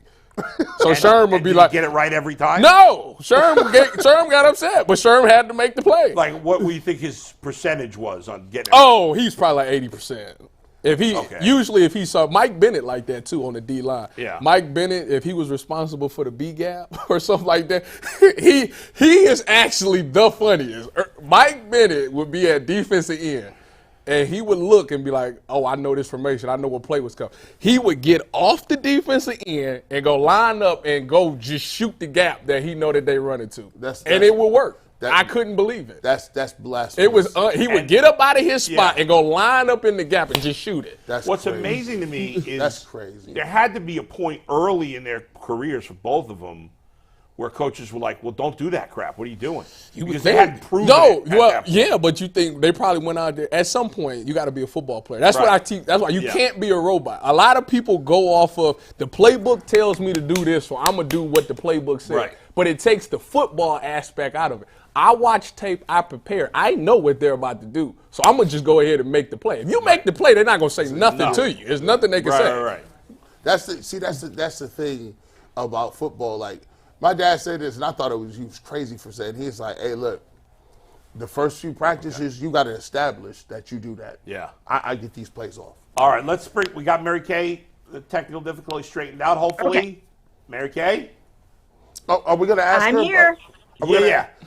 You start with that. So Mary Kay, this is just hypothetically. So I was sitting there, I asked my dad, I said, you just popped in my head. I said, what if it's like the Super Bowl, right? And two teams are playing, one team is up like maybe 4 points. They throw the ball on the goal line, and it's intercepted. The other team is running back. There's nobody in the way. They're going to win this game because it's going to be a pick six. If a coach leaves the sideline and tackles the guy, and the clock is expired at 0, what would the NFL do? Would they give them the points? I don't know a case where they've ever they've never awarded points based on what they thought would happen. What would happen in that case if there's no time? They tackle them. What would they do? But what do you think they do? I'd probably call a penalty and no play, run the play over. Wow. Well, but that would. That would just basically give that team the game, right? Like we intercepted the football. If they say the clock is done, we call the penalty. We run the play again, right? Mm-hmm. So that basically, I guess it does get the other team. That gives the other team the win. I don't know, Mary Kay, but the way this season's gone, I guess anything could happen. We could see that in the Super Bowl because the Brown season's just been absurd. Mary Kay, like you think about, I know this has been talked to death, but I just said yesterday, if you had been in a coma and you woke up today and I said, okay, let me tell you about the Browns, you try to guess their record. Joe Flacco is their quarterback. He came off the couch and has played the last 3 weeks. They lead the league, or they're second in the league in turnovers. And they have more injuries than every team but the Texans and the most money on injured list. And I gave you just those facts, and I said, what's the Browns' record, you think? You'd probably guess, 3 wins, 4 wins? I mean, not much more than that. It's mind-blowing how good a job I think Kevin Stefanski and Andrew Berry have done to steer this ship in the right direction with all the adversity they've had to deal with. I agree with you on all of that. And I would also add in there, if you told me that they lost the turnover battle in 9 games, I would not believe that they have a 9-5 record. So, but here's the other thing to think about. And you know what? I mean, this is, it's just the reality of the season. And that is, if Jake Moody and Darnell Mooney had done their jobs at the end of games, and if Mooney had hung on to the ball instead of it popping off of his lap the other day, and if Jake Moody in the San Francisco game just makes the 41-yard field goal, then the Browns are not even in the playoffs right now. So that's the razor-thin margin for failure and success this season. So yes, they've done a tremendous job and they deserve all the credit that they're getting. But by the same token, what would we be saying if those things just went the other way? Again, they deserve all the accolades they're going to get. But they've also gotten lucky a few times. What if the calls that went their way at the end of the Indy game didn't go their way, right? And those things have a tendency to even out over the course of a season. But I think those little breaks that you get in a game, I think they've had their fair share this year. No doubt. You know, Mary Kay, I look at the offensive line up front, and you know, you have Wyatt Teller. He's the last man standing, and I came out and said, look, man, the Browns are gonna have to win a different type way. Usually, I would say run the ball and make sure that you can keep this game, you know, balanced. But I don't know, man. Maybe I'm thinking that they got to run trick plays. They got to throw the ball. Maybe Joe Flacco's arm is the best way to win these football games. Do you think, as constituted, this offensive line is going to be able to continue to run the ball, or are they going to turn into, we're going to let Joe lead us? You know, I think Joe throwing the ball downfield, finding the favorable one-on-one matchups, you know, that's going to be their bread and butter the rest of the way. When you have an arm like that, when you've got a guy like that can throw a ball like that, and you've got players like Amari Cooper that can catch it like that, and now you've got David Njoku doing what you need him to do, I think that's what they're going to have to do. That is absolutely what they're going to have to do. And I think going forward, the thing that could possibly hurt them the most is the fact that they aren't going to have their two tackles in there. When you get up against some really, really good edge rushers, it's going to be increasingly difficult. That's where you're going to have to rely on Joe's ability the game is very slow for him, his ability to see what's going on out there and to operate very, very quickly. And then he's also got the arm to get it downfield very quickly. So, you know, I just think that that's what you're going to have to do. Okay, let's talk about this secondary. I mean, they're dealing with a bunch of injuries. Obviously, Juan Thornhill and Del Pitt is being out. And what is up with Denzel only coming in on third down? Is he not 100% healthy? What is that about? Yeah, that's just a function of Denzel not really being 100% ready to play yet with the shoulder injury and them kind of easing him back into the lineup. And that's okay. I never have a problem with that. You want to get the most out of him going forward, and you don't want to, you know, waste it all in one game if he's not really ready yet. Juan Thornhill is week to week. They've really taken a hit in the secondary. Fortunately, they've gotten really, really good play from Ronnie Hickman, DeAnthony Bell, because as we know, Grant Delpit is out for the rest of the regular season, and he's going to try like heck to make it back for the playoffs if he can, but we just don't know if that's going to happen yet. Mary Kay, obviously the running game has been a struggle. We just talked about the offensive line. It's really gone downhill here. Besides the offensive line, is there anything they can do in the running game to get a spark, whether it's use Pierre Strong more because maybe he's a better outside runner? Jerome Ford seemed to be lacking some vision, I thought, last week. Maybe, I don't know, who knows. But I don't know. What can they do? Because right now they're a big-time passing team. I'm kind of enjoying it. And G's like, well, they got to just go with it. I kind of agree with him. But do you think they do have to try to run at least a little more or no? Well, they can try, and they can do some other things. I mean, they can try maybe Marquise Goodwin on a few jet sweeps and some things like that. They can use the shorter passing game as their running game if they have to. So, you know, maybe some more screens and things like that. So, yeah, there will be ways to accomplish what they need to do, and they will find them. And, you know, once again, they've got such an experienced quarterback that no matter what they ask him to do, he's done it all before, and he will be able to accomplish it for them. Mary Kay, we're looking ahead to this Houston Texans game. What is your biggest concern that the Texans do that you think the Browns will struggle with? Well, I know they have a good defense. They have a good, sound, aggressive defense. And as I mentioned before, you know, you've got to really keep Joe Flacco as protected as possible right now. Again, he can operate very, very quickly, but you know, you really need to keep him from making bad decisions. He can't be throwing interceptions. And, you know, the first two of those I didn't really think were his fault. It seemed like there was miscommunication between him and Cedric on the first one. And then on the second one, Cedric had the ball popped out of his hands. So, you know, those weren't really Joe's fault. But the thing that probably does concern me the most would be, just the offensive line, just really struggling under the weight of losing all of your offensive linemen. Hopefully for them, they will have Joel Bitonio back this week, but he couldn't even move after the game. And, that was really unfortunate for them.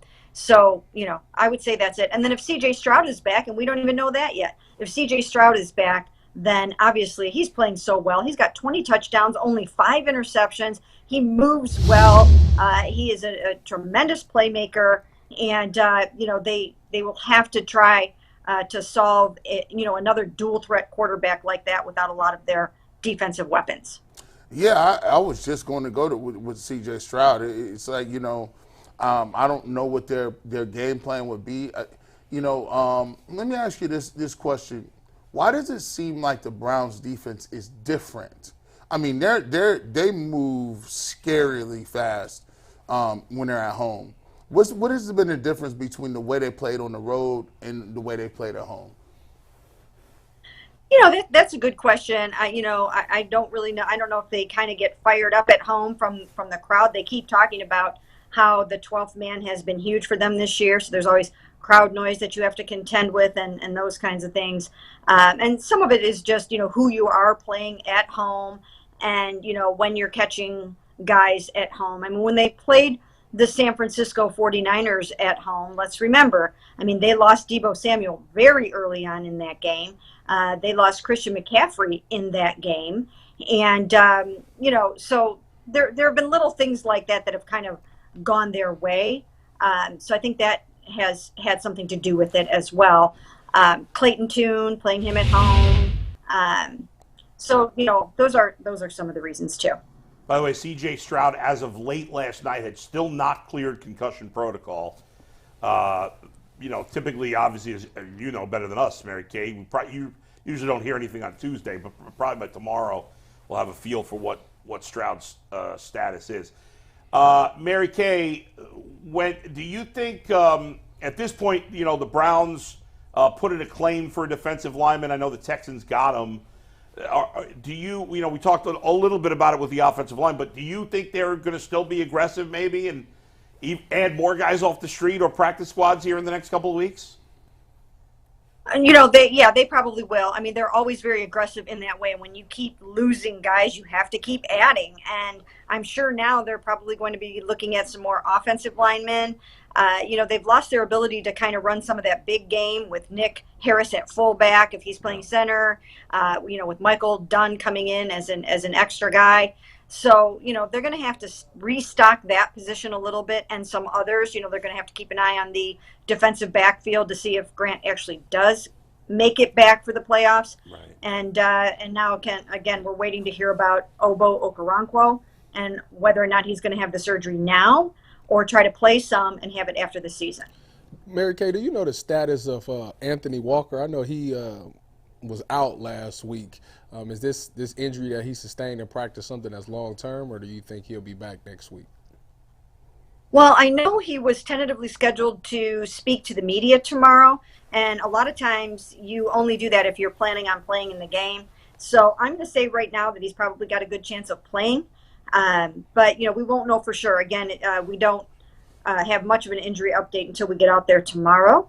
But yeah, I think that there's probably a good chance Anthony will be back, and that will help because I think Anthony's playing his best ball under Jim Schwartz. I think he's looked really good this year, as are a number of guys, including J.O.K. Mary Kay, last thing. The Browns still have a chance to win the division, obviously. They have to win out, and they need the Ravens to lose to the Niners and then to lose to either the Steelers or the Dolphins. Do you think, what percentage chance would you give that of happening? Browns win out, Ravens lose to the Niners and either the Dolphins or Steelers. Last time I checked, New York Times had predictor had that at about 4% chance of happening. So I'm going to roll with that. Okay. So it's not very likely, obviously. But once again, stranger things have happened. Baltimore has a much tougher schedule than the Browns do the rest of the way. I think the Browns can win out. I don't see a game left on the schedule that is not winnable. So I mean, they could do their part and make that happen, and then they would just need Baltimore to falter. So, not ruling it out, but again, it just will not be easy. All right, Mary Kay, have a Merry Christmas. Thank you for joining us.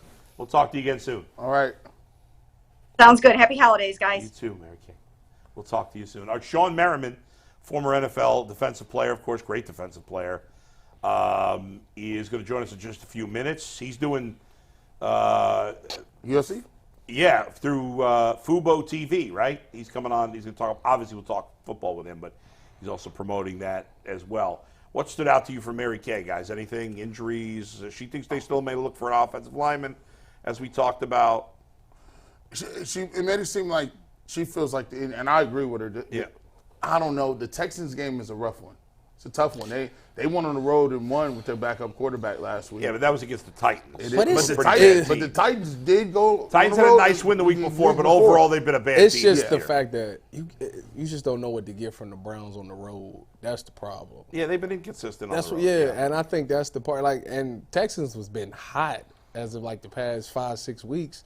They've been rolling. So the offensive line thing is the biggest concern. I mean, if they can't protect, I mean, I don't know how their pass rush is. I know they got the guy from Alabama, Will Anderson. Yeah, Will Anderson. I don't know how he's been doing because I haven't really been keeping a huge eye on them. I'm actually kind of concerned about the Jets game too because I know their D line is really good. I'm concerned about the Bengals game. I don't know why I worry. Even though it's at home, for some reason that Jets game, it all three of them, it's kind of crazy. Listen, they're all going to be competitive. I expect them all to be competitive games. I'm least worried about the Jets. I don't know why y'all. Okay, they just got boat raced by the Dolphins. I mean, it's the Dolphins. Yeah, but the Dolphins haven't beaten anybody good. How good are the Dolphins? And Tyreek Hill didn't play. Even more reason why I'm more concerned. I don't know, what do you mean? They boat raced them without Tyreek Hill. But I'm saying, Jets should have gotten boat raced without Tyreek Hill playing. I think where if the Browns is playing at home, I don't know if this is irrational. I just don't think they can lose at home. I don't know why. The only game they lost at home was the Ravens game when DTR played. And he practiced. Yeah, that's omitted. That's an asterisk. To me, if C.J. Stroud doesn't play, I think the Browns have an excellent chance of winning. Yes. If he does, it's a complete toss-up, I think. I would never bet on Browns games. I'd never bet on Browns games.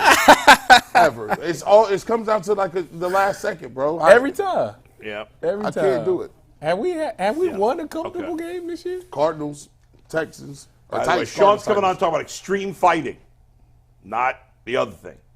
Extreme fighting. Right? You going to get in Yeah, the ring? bad job out of us. Me? We got the promo material wrong. You ain't never had somebody that you wanted to extremely fight? I mean, sure. I want to know, is it different rules? I don't know. Well, actually. Probably not. Probably similar. Go ahead, before we bring Sean in, I do want to remind you guys that we do a TV show for half an hour on Fridays from 12:30 to 1 with, as Mikey McNuggets likes to say, never before seen Browns content, and he will be back this Friday to produce that show, so it's going to be never before seen. He hasn't been here all week, and we're going to get Sean in here in just a second. Bull, if you want to bring him in. Yeah, Sean Merriman, great player in the NFL for many, many years. He's been on with us once before. He's here. We're going to talk football, but also big extreme fighting event on Fubo TV, Saturday, January the 6th. There it is. The women's fight, Montez against Cataline. I apologize if I pronounced their names wrong. Sean, did I get their names right? Do we have Sean? I'd be Cataline. Cataline. Where you see that? Don't have him. Do we have him? There he is. Sean, can you hear us? What's up, guys? What's up? Did I screw up their names or no? I like the women's fights.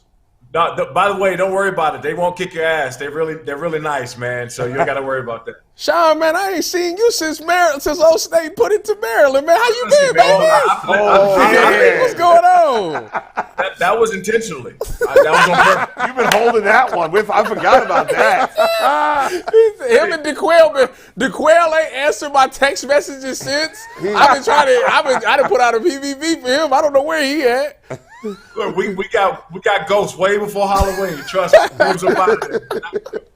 Man, that was bad. But you know what though? Those 3 quarters, we had y'all on the heels, right? It happened exactly like I told you it was gonna happen. Yeah, I know, but I felt a little bit differently towards that middle of that third quarter. Yeah, and I said, okay. You know what was bad? You know what was bad about Maryland is that after that game, y'all kind of went. Yeah, you know, it's one of those things, man. Where I think it took a lot out of them, because that was, in my opinion, they had a chance, right? I mean, we're not talking about moral victory here or anything like that, but I think they had a real chance. And sometimes when you have a great team like that on their heels, you got a real chance. Like it's like a gut punch. It's a gut punch where it takes a lot out of you. And then you're right, man. Those following a few weeks after that, they were just like, wasn't the same team. You know what? What I heard, and you can tell me if this is true or not, Sean. I heard the reason Maryland kind of fell apart after that is because Connor Stallions was on the sideline and he ran into one of Maryland's best players, knocked him out of the game, and that screwed up the whole season. Look, whatever you want to believe is true. I mean, that was making fun of Michigan more than Maryland. Go ahead. The cheating Michigan. I said at that point, man, it was like I said, it knocked a lot of wind out of them. Yeah. But you know, the truth of the matter, right? I just think that if Maryland goes out, you beat Illinois, you beat some of the teams that you're supposed to beat. If you lose, if you have a loss against Ohio State or Michigan, nobody's going to wave the white flag. And so their biggest problem, their biggest issue this year is dropping those games with teams they should have beat. Yeah. Well, let me ask you about this, Sean. You know, the transfer portal is crazy. Like, you know, I'm an OU Bobcat. We got a 5-star guy. We feel like he turned into a 5-star, 6'5", 231, and like he played well in the MAC. And he got in the portal. And so now he's going to go to another school, a bigger school. What ways can, like, teams that are trying to take that next step, like Maryland, is it a way that they can utilize the portal to get there, or do you think this is going to be a hindrance to teams like Maryland? Because even if you do get some guys that you recruited and they're good, they may be looking to go to, like, greener pastures. So how do you view the transfer portal? It's a crazy time, man, because it's a little bit of the Wild Wild West, right? Like you can have a kid to come in one day and have a problem with the coach, and next thing you know, next week he's like, "Hey, man, I want to be out of here," right? And it's like there's no cause of action, there's no process. You can literally walk in one day and say, "Man, I don't want to be here anymore," and go in the portal, right? And so that to me is kind of it. Eventually, it's going to be a black eye to, I think, to college football, that they don't have some kind of recourse of action. Right, I get it. Guys want to have an opportunity somewhere else. Maybe you're not playing. I went through there where I didn't play my first year and a half at the University of Maryland, and I was like, man, I went to the coach and said, I'm looking at transferring because I'm not on the field, and I got on the field and did my thing. But I couldn't imagine being so easy because I just didn't like the situation I was in, or I didn't like the position, or I didn't like the way the coach was acting one day, or I didn't like these winter workouts. Right? You just say, I don't want to be here. I'm going to go somewhere else, right? And so I think when it comes to that, there's a little bit of the Wild Wild West factor. But I think we're in this situation, guys, because the colleges, the big-time programs, and the big-time coaches were greedy.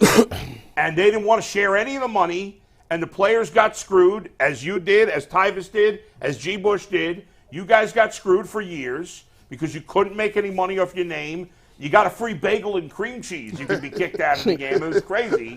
And because they were so greedy on the coach and the school side, they never took any steps to say, hey, this is crazy. We got to change the system a little bit.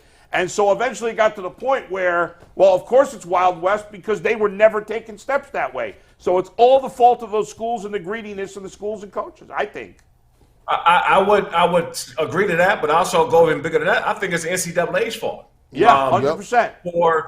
For not, by the way, if you're starting to pay guys, let's call it $5,000 a month, right? Somehow off of the jersey sales, NCAA sales, school sale, whatever it is. If you start to pay guys $5,000 a month 5 years ago or 4 years ago, this wouldn't even be an issue. NILs wouldn't even be a deal because they've already made steps to make sure the players and the student athletes were compensated. That's all guys want to do is compensated, but they were being greedy for so long. They were holding back, not giving guys anything off of their names and off of what they've done, that it kind of blew up where they don't even have any control at this point on who's getting paid, what NIL deals coming through, transfer portals, who's like they have no control. It's literally it's the Wild Wild West now, and that happened because they decided to do nothing for decades. Yep. For however long the NCAA's been around, they decided to do nothing and give the players nothing. But I guarantee you, 3, 4, 5 years ago, if they offered the top guys, or everybody on the team gets $2,500 a month, your top guys get $5,000 or $10,000 a month, there'd be no such thing as the NIL. The NIL wouldn't be an issue. They wouldn't have to worry about guys getting $1 million, $2 million, $3 million and leaving one school to going to the next because there's a bigger NIL deal. They kind of, in a way, brought this on themselves. No doubt, no doubt. By the way, you know who could use the transfer portal is the Browns because they have so many injuries. You know, can we transfer maybe Dearness Johnson back from the Jaguars? I don't know. But, Sean, I don't know how closely you followed this, but the Browns have the second most players on IR in the league, the most money in IR in the league, so many key guys. They lead the league in turnovers. They have a negative turnover differential. And they're on their fourth quarterback, Joe Flacco, and they're 9-5. I mean, what's your thoughts on the job the coaching staff and the players who are playing have done on this team? The head coach isn't getting enough. Is it Stefanski? Stefanski, yeah. Yep.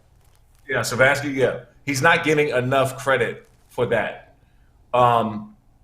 We've seen this one other time in the last decade or so. I believe that when John Harbaugh had, remember the Ravens team when Marcus Peters went down, they had 9 of their top guys to go down in one season, and they were still going out there competing.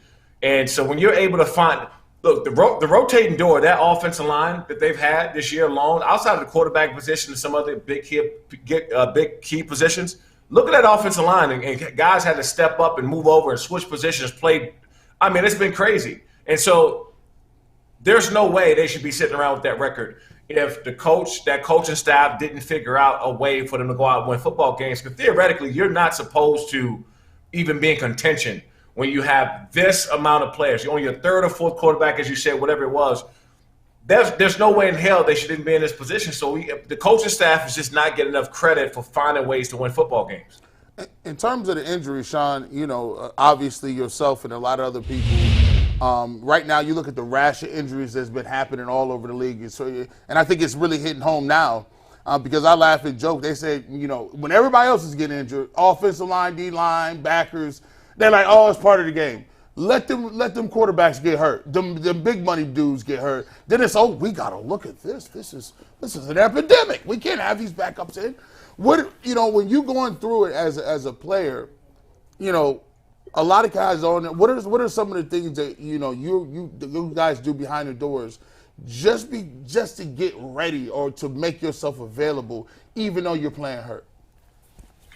Well, first and foremost, man, they got this thing. You could be in a walking boot all entire week, and they get you out there in front of the fans and the crowd Sunday, and you get to jogging around, that adrenaline kick in. Next thing you know, that walking boot pop off. Remember back in the day, they got in church, they touch your head, and they get out the walker, and they start walking. Catch the ghost. That's what they do, man, in the NFL. I'm telling you, you could be in a walking boot, can't walk around the entire week.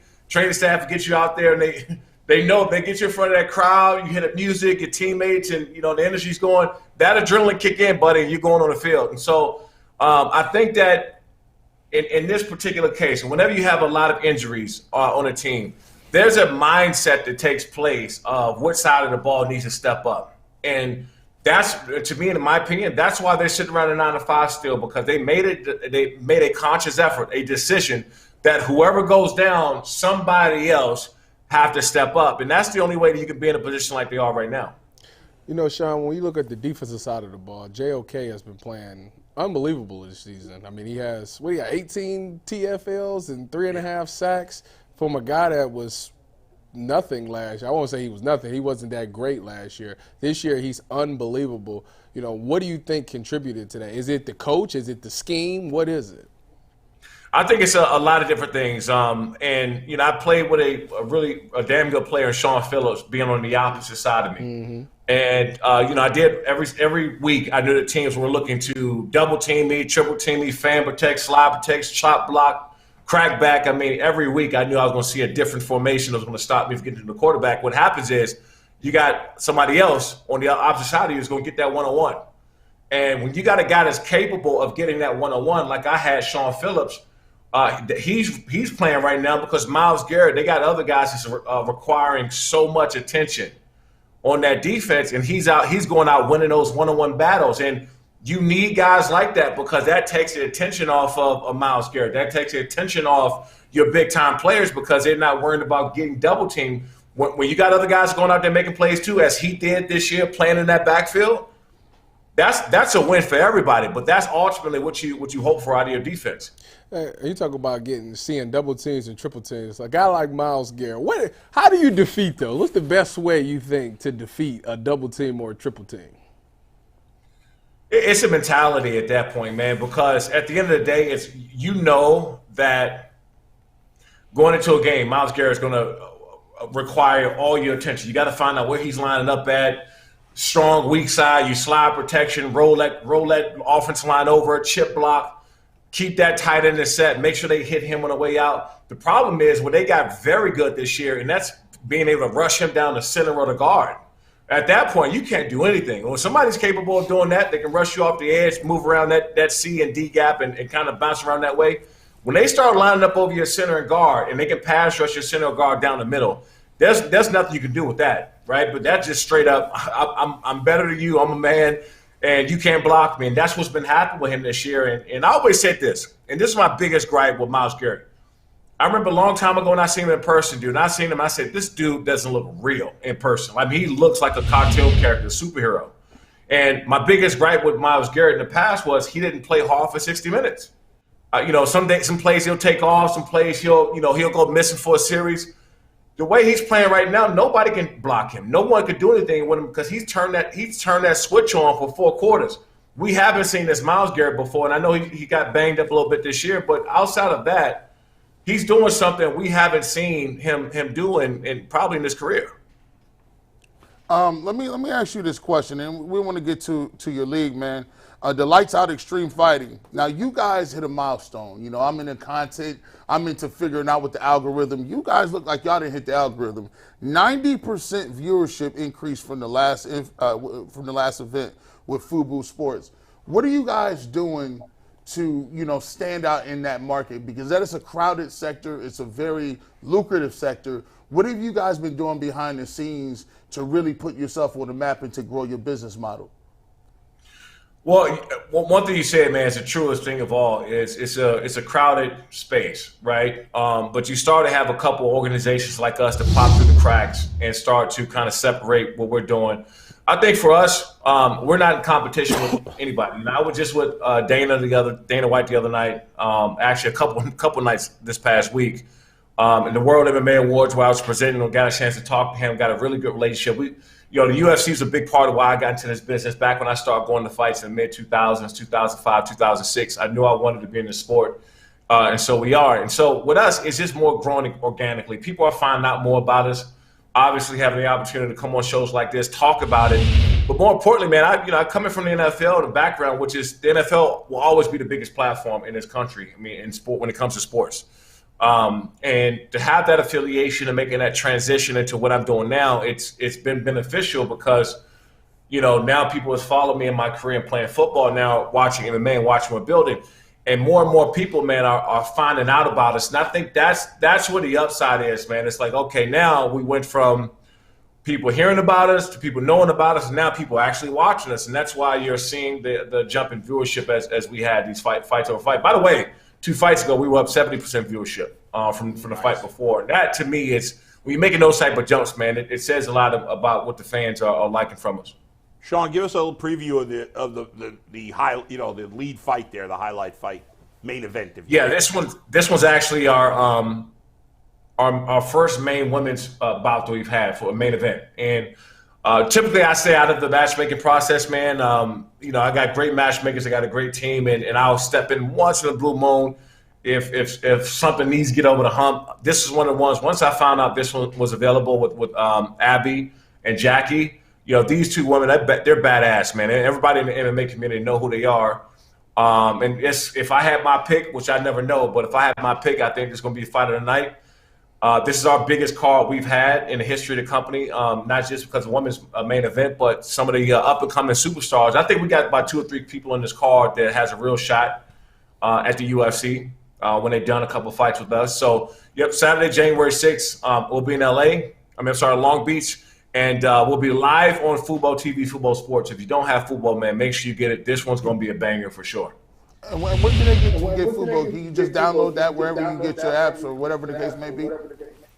Yep. You can download, subscribe to Fubo. They got a lot of great programming on there. We just moved into the top 5 or close to the top 5 most watched, in the history of the company on Fubo. So that was another big milestone for us. They got some great content on there, some other great sports leagues and whatnot. So to be up there with some of the best leagues, and not just in the country but in the world. That's because they're huge in international soccer and some other sports, and so to be up there with everybody else has been pretty cool.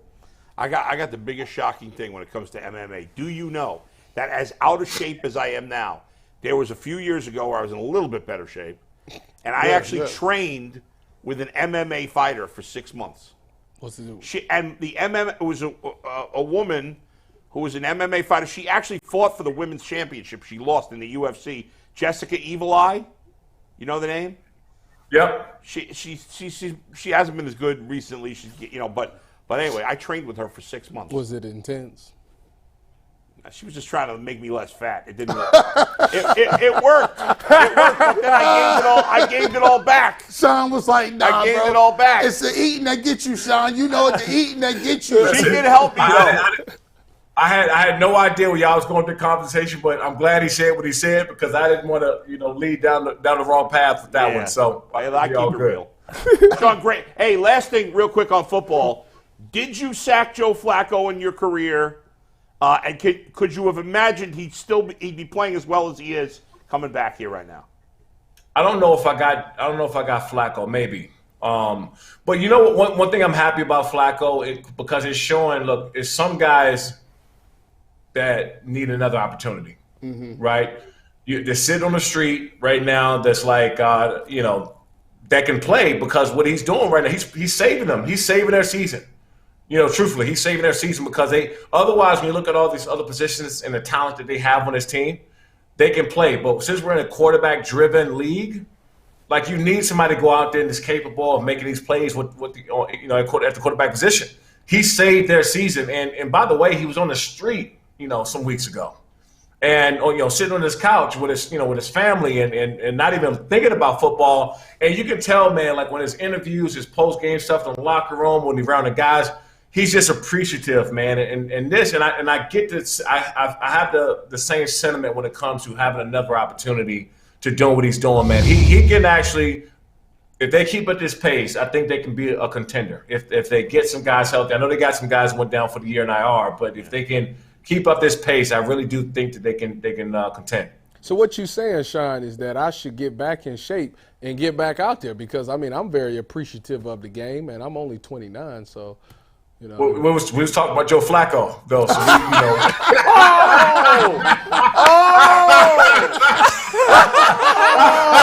my God! Off the top rope. That has been a murder. He's still upset about the Maryland game. We was talking about Flacco Belly. We didn't say Cyrus. We just said Flacco. He was waiting on that one. Man, He saved it. man, that's gonna end it there. Thanks, Sean. January 6th. Yeah, That's all right. You gonna get yours, Sean. Don't worry about it. I already got mine some weeks ago, man. That was the payback. It's that payback. He did, yeah. Thanks, Sean. See you, Sean. Wow, man. That was funny. He caught you slipping too. That He was fell funny. right into that boy. That's a shame that people come on the show and they try to do me like that. This cat Tyvus. I need a reel of Tyvus just pandering. Just asking for that love. Would you have me coming out of the draft? Did you see my film work? Listen, I'm telling y'all right now, if I was to train for 2 weeks, You could play for the Browns? I'd be back. Now, the only problem is Put that tape together. Are you better than Ronnie Hickman right now? The reason Ronnie Hickman's a better athlete than me right now. The only thing I have over him is knowledge. I understand the game of football. So for example, I don't have to run a 4.4 anymore because I know where the ball is going. What can you run right now? Oh, today? Yeah. 5 flat. I'd be lucky to run 5 flat. Man. Yeah, his start. Yeah, all that. His hamstrings. I might say, that's all technique. His hamstrings is too tight. His hips is tight. I just squatted like 275 yesterday. Is that good? No, I don't even know. No, I was at like 4 when something. the last time you front squatted? Since the last time I was at Ohio At 2 State. weeks, you're going to be ready to play? Yeah, 2 weeks, I'll be ready. What star recruit were you, by the way, coming out of high school? 3? G, what were you? Man, I was like, I don't even know. Like, I was like, we didn't even have recruiting back then. It was just like they gave you a scholarship. Not that long ago. I mean, I can't listen. I played in the '90s. I played in 1997. I was cold in '97. I was pretty good. I made all Ohio. I was the highest recruit born in OU got. 1997. You were the highest recruit OU had? Yeah, and then I told people. What were your options? What other schools were you considering? I went to. So here's the way it be working. Me and Tyvis laugh about this all the time.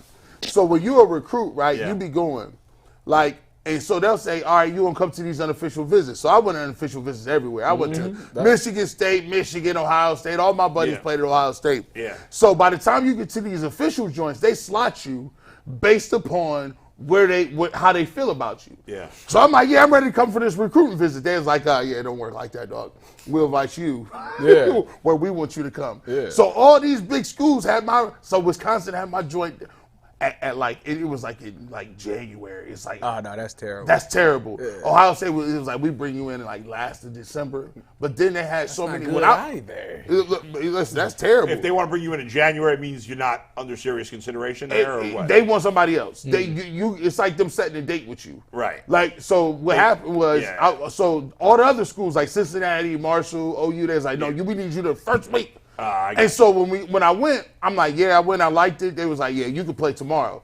And then, so there was a kid that played, there was a Samoan guy. Yeah. And like, I don't know why, I was right behind him in the rankings. And so he all the big schools went him first. Arizona State, Michigan, Notre Dame. He got all slotted first.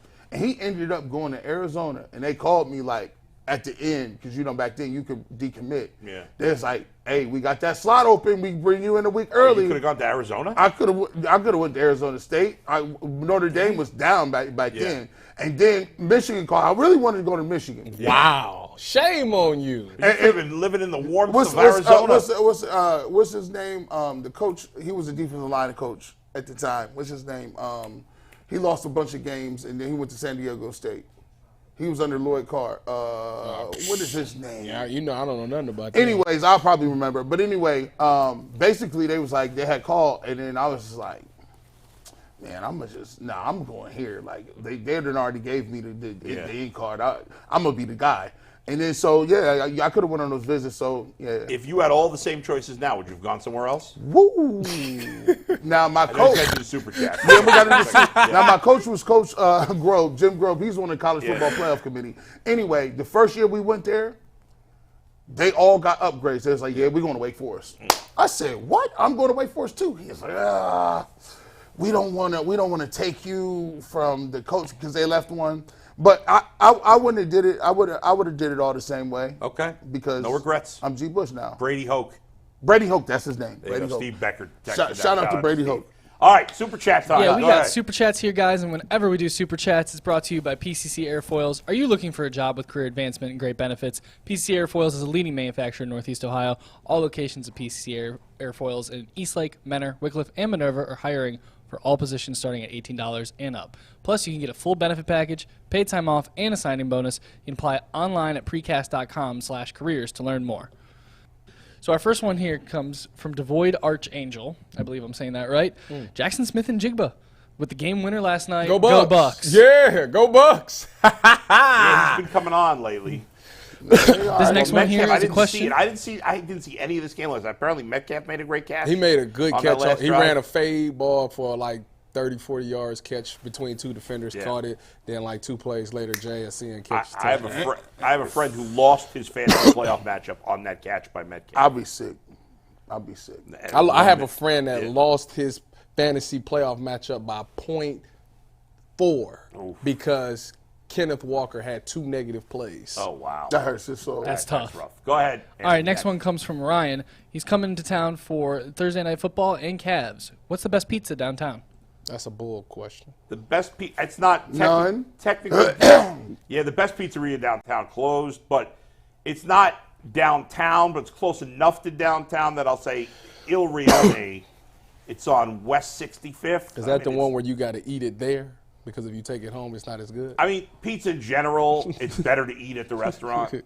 But I would say Il Rione, although it's always crowded, especially on a busy night, so get there early. That's the closest restaurant to downtown that's the best that I've had.